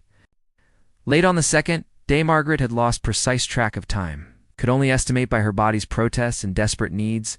The wagon stopped and Henderson's voice came through the boards. "We're across the border, 10 miles into Texas. I'm stopping to rest the mules, and I think our passengers need air and relief."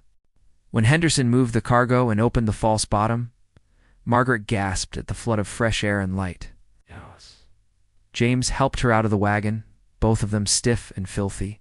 For several minutes, they simply stood in the Texas sunshine, breathing deeply, feeling muscles slowly unlock from their cramped positions. They were in rolling prairie country, sparsely wooded, with scattered farmsteads visible in the distance. Henderson had stopped near a creek, and he gestured toward it. "Clean yourselves up. Take care of necessities. We'll rest here a few hours before moving on. We're not entirely safe yet. Texas has Union sympathizers who might cause trouble. There are Confederate deserters turned bandits who'll rob anyone. But we're beyond the immediate reach of Captain Reynolds and his soldiers." Margaret walked to the creek on shaking legs, James beside her, and they knelt at the water's edge. She splashed the cold water on her face, washing away 2 days of confinement, and felt some of the fear begin to ease. They weren't safe, not truly, but they'd escaped hope and the immediate threat of James's arrest. "What now?" she asked Henderson, when they returned to the wagon. "Marshall's another 30 miles, he replied. "We'll reach it tomorrow evening. From there, you're on your own. I've done what I can, but I need to conduct my business and return before my absence raises questions. Marshall's a Confederate-held town, so James should be relatively safe there. You'll need to decide where to go from there deeper into Texas, maybe to Houston or San Antonio, someplace large enough that 2 more refugees won't draw attention." That night they camped under the stars, and Margaret lay in James's arms, feeling the steady beat of his heart and the warmth of his body against hers. They had survived, against odds that should have been insurmountable. They had escaped Union-occupied Arkansas and reached the relative safety of Confederate Texas. "We should get married," James said suddenly into the darkness. "As soon as we reach Marshall, find a minister. Make it legal and official. Margaret, I know the circumstances aren't what either of us would have chosen, but I want you to be my wife. Want it to be more than just 2 refugees fleeing together." Margaret raised herself on one elbow, looking down at his face in the starlight. "James William Garrett, is that a proposal?" "It's a terrible proposal," he admitted with a slight smile.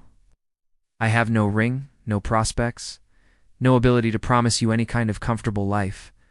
But Margaret, I love you, and I want to face whatever comes next as your husband if you'll have me." "Yes," she said simply. "Yes, I'll marry you. Tomorrow in Marshall, or next week in Houston, or whenever and wherever we can find someone willing to perform the ceremony. Yes." He pulled her down for a kiss that tasted of creek water and road dust and hope, and for the first time in days, Margaret allowed herself to believe that they might actually have a future, that their quiet romance, born in a place called Hope, might survive the war that had threatened to destroy it. The next evening, they entered Marshall, a bustling Confederate supply depot and railroad town, and found lodging at a modest boarding house. The following morning, April 27th, 1864, they were married by a Methodist minister in a simple ceremony with Willem Henderson serving as witness. Margaret Elizabeth Thornton became Margaret Elizabeth Garrett. And whatever trials the remaining years of war might bring, she would face them not as a refugee fleeing alone, but as a wife standing beside the man she loved, building a life from fragments and faith and the stubborn refusal to let circumstances dictate their happiness. May 1st, 1864 found the newly married Garretts settling into a rented room above a feed store in Marshall, Texas, beginning the complicated process of building a life from nothing. James had managed to secure employment at the Marshall Iron Works, which was producing supplies for the Confederate war effort, while Margaret took in sewing to supplement their meager income. The town hummed with wartime energy soldiers on leave, refugees from occupied territories throughout Arkansas and Louisiana, merchants conducting business in rapidly devaluing Confederate currency, an undercurrent of desperation as news from the various fronts grew increasingly grim. According to the Marshall, Texas Republican, one of the few newspapers still publishing regularly in the Trans-Mississippi region, Union forces had won significant victories in Tennessee and were pressing deeper into Georgia, while the Union Navy's blockade was strangling southern ports and the economy was collapsing under the weight of inflation and shortages. But for Margaret and James, Marshall represented sanctuary. Here, no one questioned James's failure to enlist the Iron Works considered his labor essential, providing exemption from military service. Here, Margaret could walk the streets without fear that Captain Reynolds might appear with accusations. Here, they could begin to heal from the trauma of their flight and imagine, tentatively, what their future might hold. Their room was small, perhaps 12 feet square, with a narrow bed, a dresser, small table, and 2 chairs, and a stove that heated the space insufficiently in winter and turned it into an oven in summer.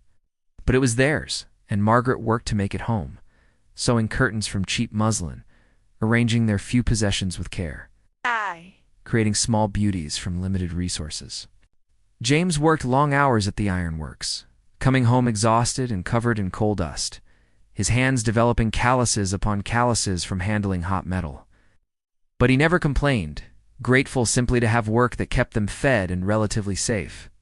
Evenings became their time, the hours after James returned from the foundry, when they'd eat the simple meals Margaret prepared, then sit together by lamplight while she sewed and he read aloud from whatever books they could borrow. Wordsworth remained their favorite, but they also discovered Dickens, read Shakespeare's sonnets, and worked through a collection of American poets that included Whitman and Emerson. "Do you think hope still stands?" Margaret asked one evening in late June, her needle pausing in its work. James looked up from the book in his lap. "I think about that too. Whether Uncle Samuel is safe, whether the town survived whatever fighting came through, whether Captain Reynolds ever accepted that we'd escaped, or if he's still searching, still convinced we'll somehow resurface. I should write to my uncle," Margaret said. "Let him know we're safe, that we made it to Texas." "Too dangerous," James replied gently. "Any letter could be intercepted, could reveal our location." "Margaret, I know it's hard, but we have to remain invisible, at least until the war ends." So they existed in a kind of limbo, cut off from their pasts, uncertain of their futures, living day to day in the present they'd managed to create. Margaret learned she was pregnant in August, a discovery that brought simultaneous joy and terror. Bringing a child into the world in the midst of war, with limited resources and uncertain prospects, seemed almost cruel.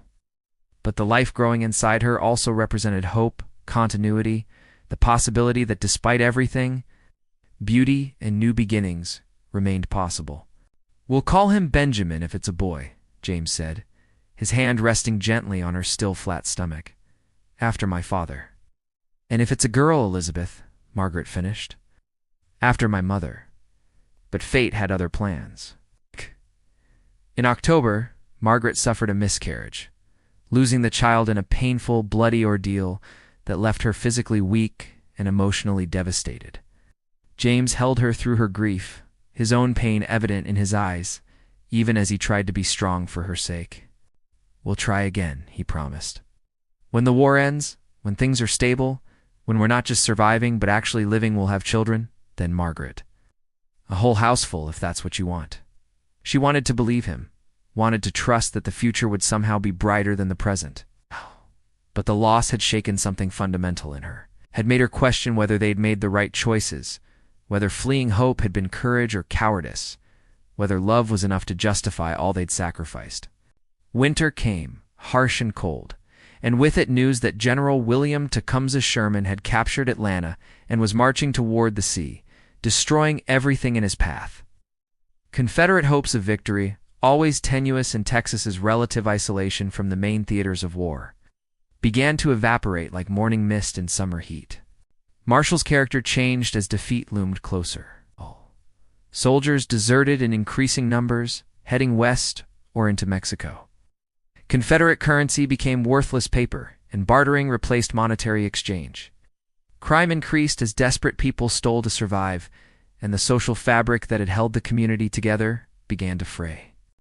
James lost his position at the ironworks in February of 1865 when the facilities shut down for lack of raw materials. Suddenly they faced the same desperate circumstances they'd fled from in Arkansas's no income, dwindling savings, the constant grind of trying to secure enough food to survive. "We could go back," Margaret suggested, one bleak evening, as they ate a thin soup made from potatoes and virtually nothing else. With the war clearly ending, Reynolds's pursuit of you would probably be forgotten. "We could return to hope, reclaim the farm." "There's no farm to reclaim," James interrupted gently. Agreed. "By now, the Union Army has almost certainly confiscated it as property of a Confederate sympathizer who fled to avoid arrest. Even if we returned, we'd have nothing. Then what do we do?" James reached across the table, taking her hands. "We survive. We've come this far, weathered this much. We don't give up now, when we're so close to the end." April 9th, 1865, brought word that General Robert E. Lee had surrendered the Army of Northern Virginia at Appomattox Courthouse. The war, for all practical purposes, was over. The Confederacy had fallen, and with it, the world the Garretts had known. Marshall erupted in chaos, some celebrating the end of the fighting, others enraged by defeat. Still others simply stunned by the magnitude of change about to wash over the South. Union forces would soon occupy Texas, bringing military rule and reconstruction, transforming Southern society in ways no one could fully predict. James and Margaret discussed their options late into the night, turned to Arkansas and tried to reclaim the Garrett farm. Knowing they'd face James's arrest record and likely lose any legal battle for the property, stay in Marshall and try to rebuild among the ruins of the Confederacy. Or strike out for somewhere entirely new, leave the war and all its associations behind completely. "I want to go home," Margaret said finally. "Not to hope, I don't think I could bear returning there, seeing how it's changed. But somewhere in Arkansas, somewhere we can farm and build a house and maybe, eventually have those children we've been dreaming about." "Washington County," James suggested thoughtfully. "North Arkansas, far from hope, and the areas that saw the worst fighting. Land should be cheap with so many farms abandoned, and we could start fresh where our pasts don't follow us." So they began planning carefully for a return to Arkansas, not as James Garrett, the fugitive Confederate sympathizer, and Margaret Thornton, the refugee, but as James and Margaret Garrett, a married couple seeking to homestead and farm in the post-war landscape. They would claim James had been exempted from service due to essential war work, technically true, and that they'd spent the war years in Texas supporting Confederate supply effort, also technically true, if deliberately misleading about the circumstances. In June of 1865, with the last of their savings, they purchased passage north on a freight wagon heading toward Little Rock. The journey took 2 weeks over roads damaged by years of military traffic and neglect, through a landscape marked by war-abandoned homesteads, burned bridges, fields gone to weeds, and everywhere the evidence of a society that had torn itself apart and now had to learn to be whole again. They reached Little Rock in late June to find the city transformed. Union troops occupied the capital, the flag of the United States flew over government buildings that had once flown Confederate colors, and Reconstruction was beginning its often brutal process of reintegrating the rebellious states into the nation they'd tried to leave. Margaret insisted on visiting her father before they traveled north.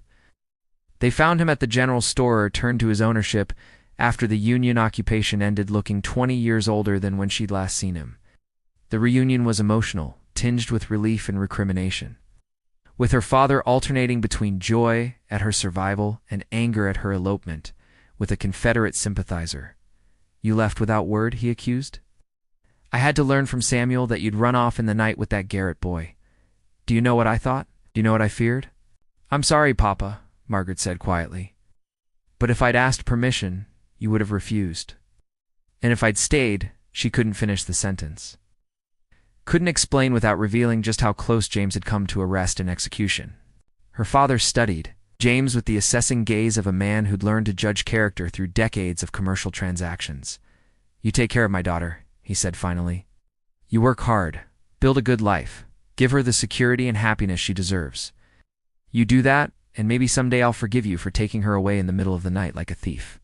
They left Little Rock 3 days later, traveling north into Washington County, into the Ozark Hills where James believed they could find cheap land and make a new start.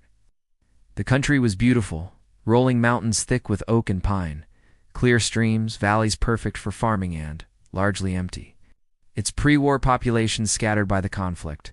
In a valley near the town of Fayetteville, they found 160 acres available for homesteading under the Southern Homestead Act, federal legislation designed to encourage settlement and agricultural development in the devastated South. The land had been claimed before the war, but abandoned during it, leaving it open for new settlement. James filed the paperwork, and in August of 1865, they moved on to their land, living initially in a tent while James began construction of a cabin. It was hard, grinding work clearing fields, building shelter, planting a lake garden, preparing for winter made harder by their limited resources and the physical and emotional toll the past 2 years had exacted. But slowly, stubbornly, they built something real. The cabin took shape small but solid, with a stone fireplace and real windows. The garden produced enough vegetables to sustain them through the coming winter. James found occasional work with neighbors, earning the tools and supplies they couldn't produce themselves.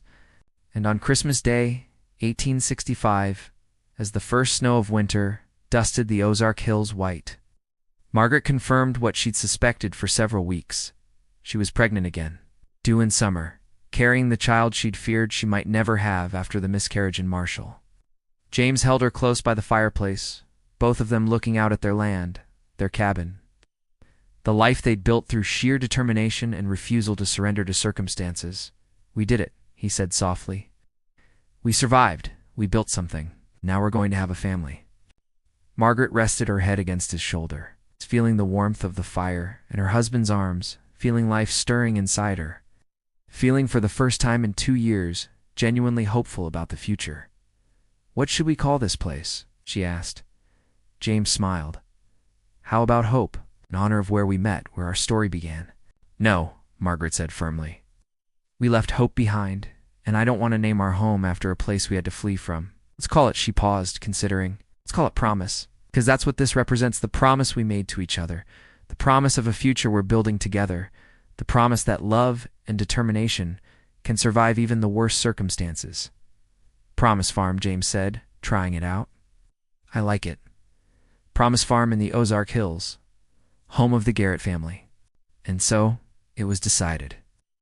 The land that would be their home, the place where they'd raise their children and build their lives, would be called Promise, a name that looked forward rather than back, that acknowledged hope, but also the hard work required to make hope into reality.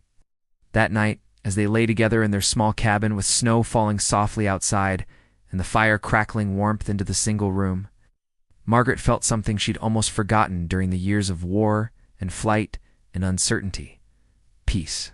Not the absence of struggle. They'd face plenty of challenges in the years ahead, with no hardship and loss in the ordinary difficulties of frontier farming. But peace in the sense of being where they belonged, with whom they belonged, doing work that mattered and building something that would outlast them. The war that had tried so hard to destroy their love had ultimately failed. In its ruins, they'd found not just survival, but the possibility of genuine happiness. It's not just endurance, but the chance to create beauty and meaning and family. The quiet romance that had begun in a place called Hope had survived occupation and flight, loss and fear, and had brought them here to Promise Farm in the Ozark Hills of Arkansas, where their real life was just beginning. July 16th, 1866, arrived with the particular heat that makes summer in the Ozarks feel like living inside an oven. But Margaret Elizabeth Garrett barely noticed the temperature as she labored to bring new life into the world. James paced outside the cabin while the midwife, a stern German woman named Frau Mueller, who'd settled 3 miles south, tended his wife. The labor lasted 12 hours, and with each cry that penetrated the cabin's thin walls, James died a little, remembering Margaret's miscarriage in Marshall, fearing that history might repeat itself, that the child they'd hoped for so desperately might be taken from them again. But at last, as the sun was setting and painting the Ozark Hills gold and crimson, a baby's cry joined Margaret's exhausted sobs, and Frau Mueller appeared in the doorway with a bundle in her arms. "You have a daughter," she announced in her thick accent. "Small but healthy. Your wife did well." Elizabeth Sarah Garrett weighed barely 6 pounds. With her father's dark hair and her mother's delicate features, and when James held her for the first time, he felt something in his chest crack open a reservoir of feeling he hadn't known existed. A love so immediate and overwhelming it made his devotion to Margaret seem like pale preparation. "She's perfect," Margaret whispered from the bed, exhausted but radiant. "James, our daughter, we made her. Despite everything, the war, the flight, all the hardship, we made something beautiful." In the months that followed, the Garretts settled into the rhythms of family life. James worked their land from dawn to dusk, clearing more acreage for planting, building proper barns and outbuildings, slowly transforming Promise Farm from a rough homestead into something approaching prosperity.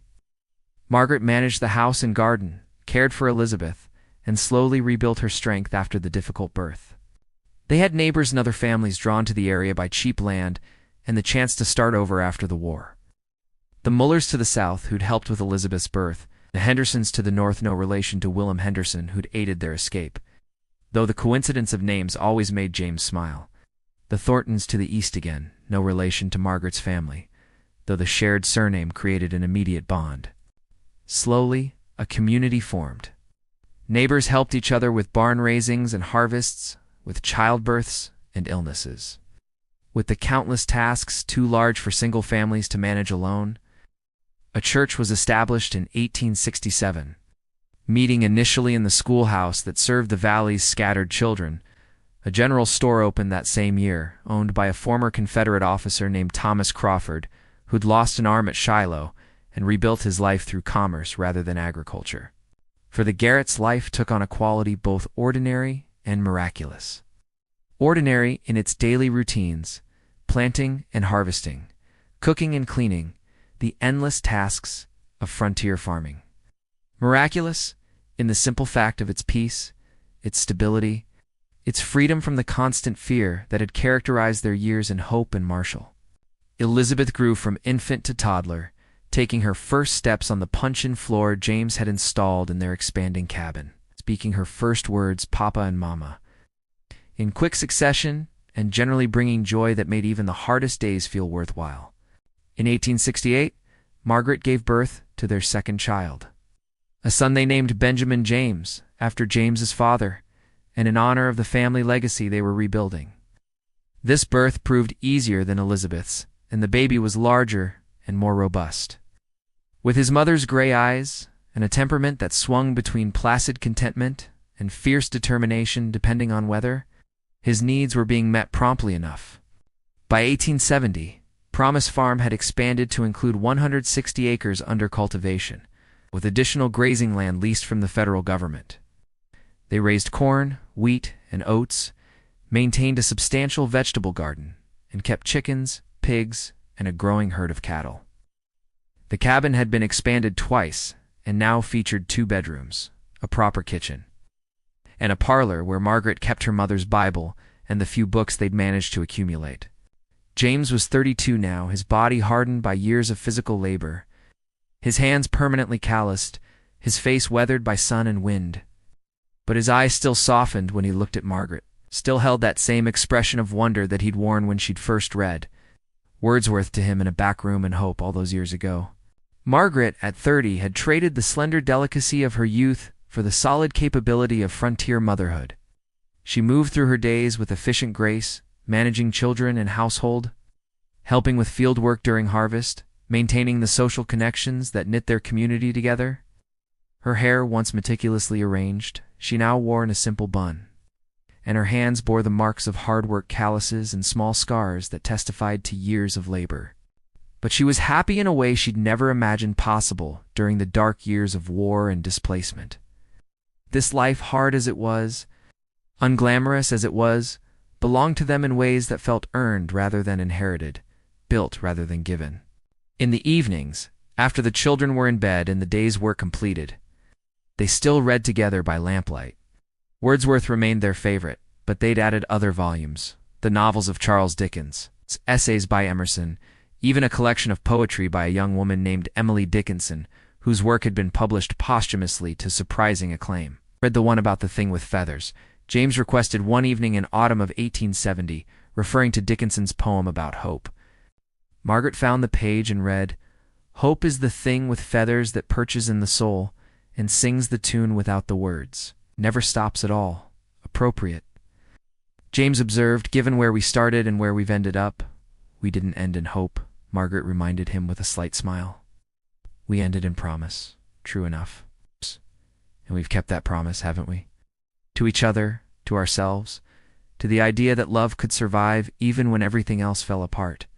Margaret set aside the book and moved to sit beside him, leaning into his familiar warmth. "Do you ever regret it? The choices we made? What we gave up to be together?" James considered the question seriously, as was his nature. "I regret the pain we caused others, your father's worry, your uncle's position, the suspicions that followed me. I regret that we lost the original farm, the land my father worked his whole life to build.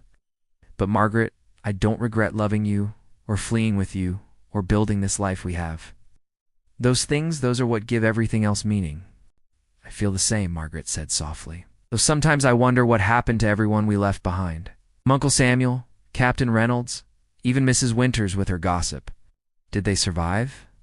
Did hope survive?" James had wondered the same things, but caution had kept them from seeking answers. The war might have ended, but that didn't mean James's flight from arrest had been forgotten or forgiven. Better, they decided to let sleeping dogs lie, to build their new life without resurrecting the complications of the old. But in 1871, the past reached out unexpectedly to find them. A letter arrived via the postal service that had recently been established in Fayetteville, addressed to Mrs. Margaret Elizabeth Garrett in care of Promise Farm, Washington County, Arkansas. The handwriting was shaky but familiar, and when Margaret opened it, she found herself reading words from Uncle Samuel, written from Hope. The letter, dated March 10, 1871, contained both news and surprises. Hope had survived the war, though barely, changing hands 3 times between Union and Confederate forces, before finally remaining under federal control. Uncle Samuel had endured, maintaining his store through a combination of diplomatic neutrality and sheer stubborn determination. Captain Reynolds had been killed in a skirmish in Louisiana in 1864. Never learning what had become of the fugitive Confederate sympathizer he'd been pursuing. But the most surprising news concerned Mrs. Abigail Winters, the minister's wife, whose gossip had endangered Margaret and James's relationship, had become an unlikely ally after their flight. Feeling guilty about her role in forcing them to flee, she'd actively spread the story that James Garrett had indeed been a Confederate agent, that Margaret had been entirely innocent of any involvement, and that Captain Reynolds' suspicions had been justified but misdirected. This narrative, Uncle Samuel reported, had helped protect Margaret's reputation and had given the community of Hope a romantic story to tell about lovers separated by war, a story far more palatable than the truth of an occupied town tearing itself apart over divided loyalties. "She helped us," Margaret said wonderingly. "After reading the letter aloud to James, the woman I blamed for endangering us actually protected us after we left." "People are complicated," James observed, "capable of both harm and help, sometimes simultaneously. Maybe her gossip wasn't malicious after all. Maybe it was concern, poorly expressed." Uncle Samuel's letter concluded with an invitation. If they ever chose to visit Hope, they would find themselves welcome, their story having been transformed by time and retelling into something approaching legend rather than scandal. "Should we go?" Margaret asked. "See what remains of where we met?" James thought for a long moment. "Someday, maybe, when the children are older, when we can afford to leave the farm for a few weeks. It might be good for them to know where their parents' story began, to understand the history that brought them into being." But the visit to Hope would wait many years, deferred by the immediate demands of farming and family. In 1872, Margaret gave birth to twins girls they named Sarah and Rebecca, further expanding the family that had begun with such unlikely circumstances. The cabin was expanded again, becoming a proper house with 4 bedrooms and a wraparound porch where James and Margaret could sit on summer evenings, watching their children play in the yard and feeling the particular satisfaction that comes from having built something lasting. By 1875, Promise Farm was among the most prosperous in Washington County. James had established a reputation for honesty and hard work, had been elected to the school board, and was frequently consulted by neighbors seeking advice on agricultural techniques. Margaret had become known for her skills with medicinal herbs and her willingness to help with difficult childbirths. Having learned from Frau Mueller before the old woman passed away in 1873, their children Elizabeth, Benjamin, Sarah, and Rebecca were healthy, bright, and being raised with the books and learning that both James and Margaret valued. Elizabeth at 9 was already reading at a level that astonished the Valley's schoolteacher. Benjamin at 7 showed his grandfather's aptitude for land and growing things. The twins, 3 years old, were forces of nature that kept their parents simultaneously exhausted and delighted. On their 10th wedding anniversary, April 27th, 1875, James and Margaret took a rare day away from farm and children. Riding to the highest point on their property, where they could see the entire valley spread below them like a patchwork quilt of fields and forests. 10 years, Margaret said, leaning against James as they sat on a broad, flat rock. A decade since we fled hope in the middle of the night, terrified and uncertain and barely daring to hope we'd survive. And look what we've built, James replied, gesturing to the vista below. A farm, a home, a family, a life worth living. Do you remember, Margaret asked, that evening in the back room of Uncle Samuel's store, when you first told me you loved me? You said loving me had made the dark time bearable. Do you still feel that way? James turned to look at her directly, his gray-green eyes serious. Margaret, I don't just feel that way. Feel it more deeply now than I did then. You didn't just make the dark time bearable. You made everything after it possible. It's life. These children, this farm, none of it exists without your courage, your willingness to take that leap into the unknown with me. Margaret felt tears prick her eyes, not from sadness but from the overwhelming gratitude that sometimes surprised her even after all these years. We were so young, she said. So naive about what we were facing, how hard it would be. Would you do it again? James asked. Knowing what you know now, would you still flee hope with me in the middle of the night? Without hesitation, Margaret replied immediately. James, every hard moment, every struggle, every fear, they were all worth it to get us here, to this place, in this life. I'd do it 1,000 times over. They sat in comfortable silence, watching the sun move toward the western horizon, both reflecting on the unlikely journey that had brought them from a small occupied town in Arkansas to this farm, this family, this life. They had survived a war that had destroyed hundreds of thousands of others, had fled in circumstances that could easily have ended in tragedy, had built something beautiful from circumstances that should have crushed them. Theirs had been a quiet romance in a place called Hope, born amid occupation and suspicion. Nurtured through whispered conversations and stolen moments, tested by flight and uncertainty. But it had endured and grown. It evolved from that first shy attraction into something deep and lasting. A partnership that had weathered every storm and emerged stronger for the weathering.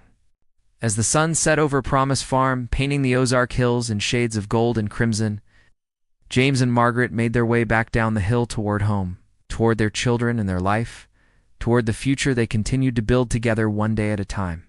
The war was long over, but their story, the story that had begun in Hope and continued in Marshall and found its truest expression here in Promise, was far from finished. There would be more children, more challenges, more years of hard work and simple joys. There would be grandchildren eventually, and the farm would expand further. The community they'd helped build would grow and prosper. But the foundation, the love that had defied circumstances and survived impossibility, that foundation remained constant. A quiet romance that had proved stronger than war, more enduring than hardship, as lasting as the land itself. September 23rd, 1903, dawned clear and cool in Washington County, Arkansas, bringing the first hint of autumn to the Ozark Hills. James William Garrett, now 65 years old, sat on the porch of the house he'd built with his own hands nearly 40 years earlier, watching the sunrise paint the valley gold and feeling the particular satisfaction of a life well lived. Promise Farm had grown far beyond what he and Margaret had dared dream in those early desperate years. The original 160 acres had expanded to nearly 600, with their children and grandchildren occupying homes scattered across the property, creating a small family compound that stood as testament to everything they'd built. Inside, Margaret, 64 now, her hair silver but her eyes still bright, was preparing breakfast for the gathering that would mark this significant day. Their children were coming, all 6 of them, for they'd added 2 more sons after the twins. In 1807, 8 in 1880, along with spouses and the growing number of grandchildren that now numbered 17. But this gathering was not merely a family reunion. Today, James and Margaret were finally making the journey they'd postponed for nearly 4 decades. They were going back to hope. The letter that had prompted this decision had arrived 3 weeks earlier. From a young journalist named William Harrison, who was compiling oral histories of Arkansas communities during the Civil War. Harrison had somehow learned of the Garrett's story, the refugee who'd fled Little Rock, a suspected Confederate sympathizer who'd escaped arrest, their dramatic flight to Texas and subsequent return to Arkansas. He'd written requesting an interview and had mentioned, almost casually, that the town of Hope was planning a commemoration of the war years and that survivors were being invited to share their remembrances. Margaret had been hesitant initially. It was so long ago. She'd protested when James showed her the letter. "We've built a life here. Why revisit that pain? 'Cause it's our story," James had replied. "And because those years, as terrible as they were, brought us together. Margaret, we've never told our children the full truth about how we met, why we fled, what we endured. Maybe it's time they knew." So they'd agreed. Elizabeth, their eldest, would accompany them. She was 37 now, married to a doctor in Fayetteville, the mother of 4. And curious about the history her parents had always been reticent to discuss in detail. The 3 of them would travel to Hope by train of convenience that hadn't existed during the war years and would spend several days there, meeting with Harrison, attending the commemoration, and confronting the ghosts of their younger selves. The journey south took most of a day, the train cutting through landscape that looked simultaneously familiar and foreign to James and Margaret. Towns that had been tiny settlements during the war were now thriving communities. Areas that had been contested battlegrounds were now peaceful farmland. The railroad itself represented progress that would have been unimaginable during those dark years. They arrived in Hope in late afternoon, stepping off the train into a town that had both changed and remained recognizably itself. The central square was still there, though the buildings surrounding it had been rebuilt or renovated. A new courthouse occupied the space where the church had stood, the original having burned during one of the town's many changes of hands. The mercantile that had belonged to Margaret's Uncle Samuel was now a bank, its former character completely erased by commercial modernization. William Harrison met them at the station, earnest young man of perhaps 20, with ink-stained fingers and the intense curiosity of someone who believed stories mattered. He'd arranged lodging for them at Hope's single hotel, a 2-story structure that had been built in 8. "I'm so grateful you agreed to come," Harrison said as he helped Margaret from the train. "Mrs. Garrett, Mr. Garrett's your story is exactly the kind of personal narrative that brings history alive. The grand movements of armies and governments are one thing, but it's stories like yours, ordinary people navigating extraordinary circumstances, that really help us understand what the war meant to those who lived through it." That evening, in the hotel's modest parlor, James and Margaret shared their story with Harrison, while Elizabeth listened. They spoke of their first meeting in the back room of the mercantile, stolen conversations and growing affection, of James's father dying and Union troops occupying the town. They described the mounting suspicion that had threatened to tear them apart, the dangerous escape hidden in Willem Henderson's wagon, the years in Marshall, and the eventual return to Arkansas. Harrison took notes furiously, occasionally asking clarifying questions, and by the time they finished, full darkness had fallen, and the hotel's lamps had been lit. "Remarkable," he said, reviewing his notes. "A love story set against military occupation. It's complicated by divided loyalties, but ultimately triumphant over impossible circumstances. Mr. Garrett." "Mrs. Garrett, this is exactly the kind of human interest that gets lost when we focus only on battles and political decisions. Your story illustrates how the war affected real people, how it forced impossible choices, how ordinary men and women found ways to maintain their humanity despite everything. Will you write about us?" Margaret asked. "If you'll permit it," Harrison replied. I'd like to include your story in the collection I'm compiling. Personal narratives of the Arkansas Civil War experience. It would be one of perhaps 20 accounts. All of them unique, all of them illustrating different aspects of how Arkansans navigated the conflict. James and Margaret exchanged glances. Their story, which they'd kept largely private for nearly 4 decades, would be published for strangers to read. The thought was simultaneously uncomfortable and oddly liberating. Yes, James said finally. You may write about us. But please emphasize that we were simply trying to survive, to find happiness where we could. We weren't heroes or villains, just 2 people who loved each other in circumstances that made that love dangerous. The commemoration was held the following afternoon in the town square. Perhaps 100 people gathered, aging veterans of both armies, widows still wearing black decades after their husbands' deaths, children and grandchildren who'd grown up hearing stories of the war years, and curious townspeople drawn by the promise of speeches and remembrance. Several elderly residents spoke, sharing memories of occupation and hardship, of choosing sides and living with those choices, of the slow process of reconciliation that had followed the war's end. Then, Harrison introduced James and Margaret, explaining their connection to hope and inviting them to share their perspective. James stood slowly, Margaret beside him, both conscious of being the focus of so many eyes. He began speaking, his voice steady despite his nervousness, telling the assembled crowd about falling in love amid occupation, about the impossible choices war forced upon ordinary people, about how they'd fled and built a new life, and eventually found their way back to Arkansas, if not to hope itself. When he finished, silence fell over the square. Then an elderly woman stood, perhaps 80, leaning heavily on a cane and made her way slowly toward them. Margaret Thornton, she said in a voice that quavered but remained recognizable. You won't remember me, but I'm Abigail Winters. Margaret stared in shock at the minister's wife, whose gossip had seemed so threatening all those years ago. She was ancient now, her face lined with decades of living, but her eyes still held their characteristic sharpness. Mrs. Winters, Margaret finally managed. I thought you would be long gone. Stubborn as a mule, my late husband used to say, Mrs. Winters replied with a slight smile. Mrs. Garrett, I need to tell you something I should have said 40 years ago. I'm sorry. My gossiping, my prying into your business, I thought I was protecting the community, identifying threats. But all I really did was make life harder for 2 young people trying to find happiness in terrible times. Margaret felt tears sting her eyes. Mrs. Winters, my uncle wrote that after we left you helped protect my reputation, that you spread stories that absolved me of suspicion. The least I could do after nearly getting you killed, Mrs. Winters replied. Margaret, Mrs. Garrett, I spent 40 years regretting my role in forcing you to flee. I'm so relieved to see you've built a good life, that my mistakes didn't destroy your chances for happiness. Margaret embraced the old woman, feeling her bird-like fragility, understanding suddenly that the people who'd seemed so threatening during the war had been as scared and confused as she'd been, making decisions with incomplete information and doing their best in circumstances no one was prepared for. Other townspeople approached after Mrs. Winters, sharing their own memories of the war years, expressing curiosity about James and Margaret's life since leaving Hope, creating connections across the decades. Some faces Margaret recognized, aged and changed, but still somehow familiar.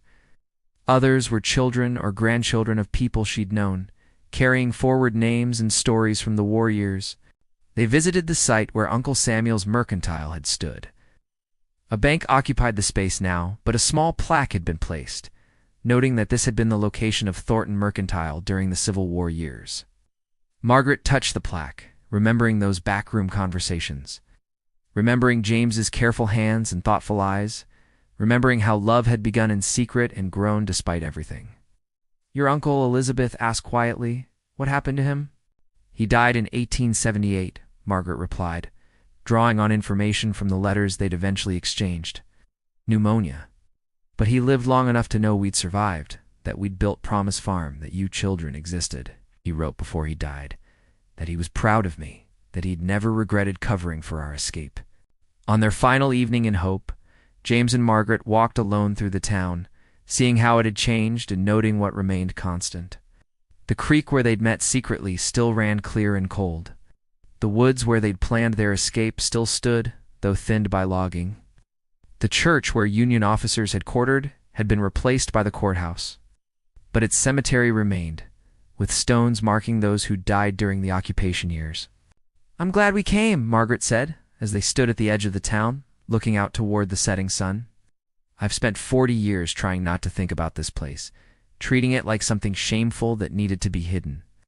But James, this is where our story began, where we found each other. There's no shame in that, only gratitude. Do you remember what I asked you that day by the creek?" James asked. "Before we planned our escape, you asked if I would do it again, knowing what lay ahead, and you said without hesitation, would you still answer the same?" Margaret turned to look at him, this man she'd loved for 40 years, who'd given her children and a home, and a life beyond anything she'd dreamed possible during those dark war years. His face was weathered now, his hair silver, his body marked by decades of hard work. But his eyes remained the same, gray-green and kind, looking at her with the wonder he'd shown that first evening in the Mercantile's back room. "Without hesitation," she repeated, "James, every moment of hardship, every fear, every sacrifice, all of it, was worth it to have this life with you. I would choose you again and again, regardless of circumstances." He drew her close, holding her as the sun set over hope. Arkansas and Margaret closed her eyes and breathed deeply, feeling the completion of a circle that had begun here 40 years earlier. They returned to Promise Farm 2 days later, bringing with them the closure that comes from confronting the past rather than hiding from it. Elizabeth had heard their full story, had come to understand her parents not as the settled farmers she'd always known, but as young people who'd made impossible choices driven by love and desperation. In the months that followed, Harrison's book was published, Personal Narratives of the Arkansas Civil War Experience, with James and Margaret's story occupying a prominent chapter. The book received modest attention, primarily among historians and those with connections to Arkansas. But for the Garretts, its publication meant their experience had been acknowledged, recorded, made part of the historical record. On April 27th, 1904, their 13th wedding anniversary, James and Margaret sat together on their porch, as they'd done countless times before, watching the sun set over Promise Farm. Their children and grandchildren had celebrated with them earlier in the day. But now they were alone, comfortable in the silence that comes from decades of companionship. 39 years, Margaret mused. Who would have thought that the frightened young woman hiding in a wagon and the desperate man fleeing, arrest would still be together nearly 4 decades later? "I would have," James replied. "From that first evening when I watched you helping your uncle in the store, I knew you were someone special. I didn't know it would lead to all this." He gestured to the farm stretching around them, to the house they'd built, to the evidence of their life together. "But I knew I wanted whatever time with you I could get." Margaret reached for his hand, their fingers interlacing with the ease of long practice. "Do you know what I think about sometimes? I think about all the other young couples during the war whose love stories didn't have happy endings. The soldiers who died before they could marry their sweethearts. The women who lost husbands before they'd barely begun their lives together. The families torn apart by divided loyalties and never reconciled. We were so lucky, James, so improbably, impossibly lucky." "Not just lucky," James corrected gently. "Yes, fortune played a role. We could have been captured during our escape. I could have been killed by Union patrols. Any number of things could have gone differently. But Margaret, we also chose this. We chose each other over safety, over the easier path, over the sensible thing. We worked for it, fought for it, built it with our own hands. That's determination and love and stubborn refusal to let circumstances dictate our lives." They sat in comfortable silence as darkness gathered and the first stars emerged in the clear Arkansas sky. Somewhere in the house, a clock chimed the hour. In the distance, they could hear one of their sons calling his children in for bedtime, the sound of domestic life continuing its eternal rhythms. "I love you," Margaret said simply, as she'd said countless times over the decades, but never without meaning it completely. "I love you too," James replied, as he'd replied for 39 years. "My Margaret, my love. The woman who was brave enough to flee hope with me and wise enough to help me build its promise instead." They remained on the porch long after full darkness fell. 2 elderly people who'd once been young and frightened and desperately in love, who'd survived impossible circumstances and built something lasting, whose quiet romance in a place called Hope had evolved into a love story that would endure long after they were gone. The farm they'd built would pass to their children and eventually to their grandchildren. The house would shelter generations of Garretts. Land would be worked and tended and would continue to produce life and sustenance long into the future. Their story, recorded now in Harrison's book, but also in family memory, would be told and retold, would become part of the accumulated wisdom passed down through generations about love and courage and the stubborn determination to find happiness, even in the darkest times. James William Garrett would live another 12 years, passing peacefully in his sleep in 1916 at the age of 78. Surrounded by his children and grandchildren, Margaret would follow him 3 years later, having told her daughter Elizabeth on her deathbed that she was ready to go, that she'd lived a full life and was eager to see James again. But on this April evening in 1904, with 39 years of marriage behind them and an uncertain number ahead, they were simply two people who loved each other, sitting together in the gathering darkness, grateful for every moment they'd been given, every challenge they'd overcome, every day of ordinary life they'd built from the extraordinary circumstances of their youth. Their quiet romance, which had begun in a place called Hope amid occupation and fear, had become something far greater, a testament to the enduring power of love, to the possibility of happiness even in the worst circumstances, to the truth that human connection and commitment can survive even when everything else crumbles. The war that had brought them together had long since ended. The divided nation had been reunited. The scars of conflict had faded, if not disappeared entirely. But the love that James and Margaret had discovered in a back room of a mercantile in a small Arkansas town called Hope, that love had proven more durable than armies, stronger than division, more lasting than the circumstances that had tried so hard to destroy it. It had been a quiet romance, conducted in whispers and stolen moments, tested by flight and hardship, forged in the crucible of war and displacement. But it had endured and grown and ultimately triumphed, becoming the foundation for a life, a family, a legacy that would stretch forward through generations. And as the stars wheeled overhead and the night deepened around Promise Farm, James and Margaret Garrett sat together in perfect contentment. Their hands clasped, their hearts at peace, living proof that love, patient, determined, and true, could overcome anything. The story of James and Margaret Garrett, while fictionalized in its specific details, represents thousands of similar stories from the American Civil War, stories of ordinary people navigating extraordinary circumstances of love, tested by divided loyalties, families torn apart, and sometimes, against all odds, reunited or rebuilt. Hope, Arkansas, was indeed occupied by Union forces during the war and served as a supply depot, changing hands several times as Confederate and Union forces contested control of the region. Washington County, Arkansas, did experience significant post-war settlement as refugees and veterans sought to rebuild their lives in areas less devastated by the conflict. The Homestead Act and Southern Homestead Act did provide opportunities for families to claim and develop farmland, contributing to the settlement and agricultural development of Arkansas and other southern states in the post-war period. The Trans-Mississippi Theater of the War, while often overlooked compared to the more famous Eastern campaigns, involved significant hardship for civilian populations caught between opposing forces.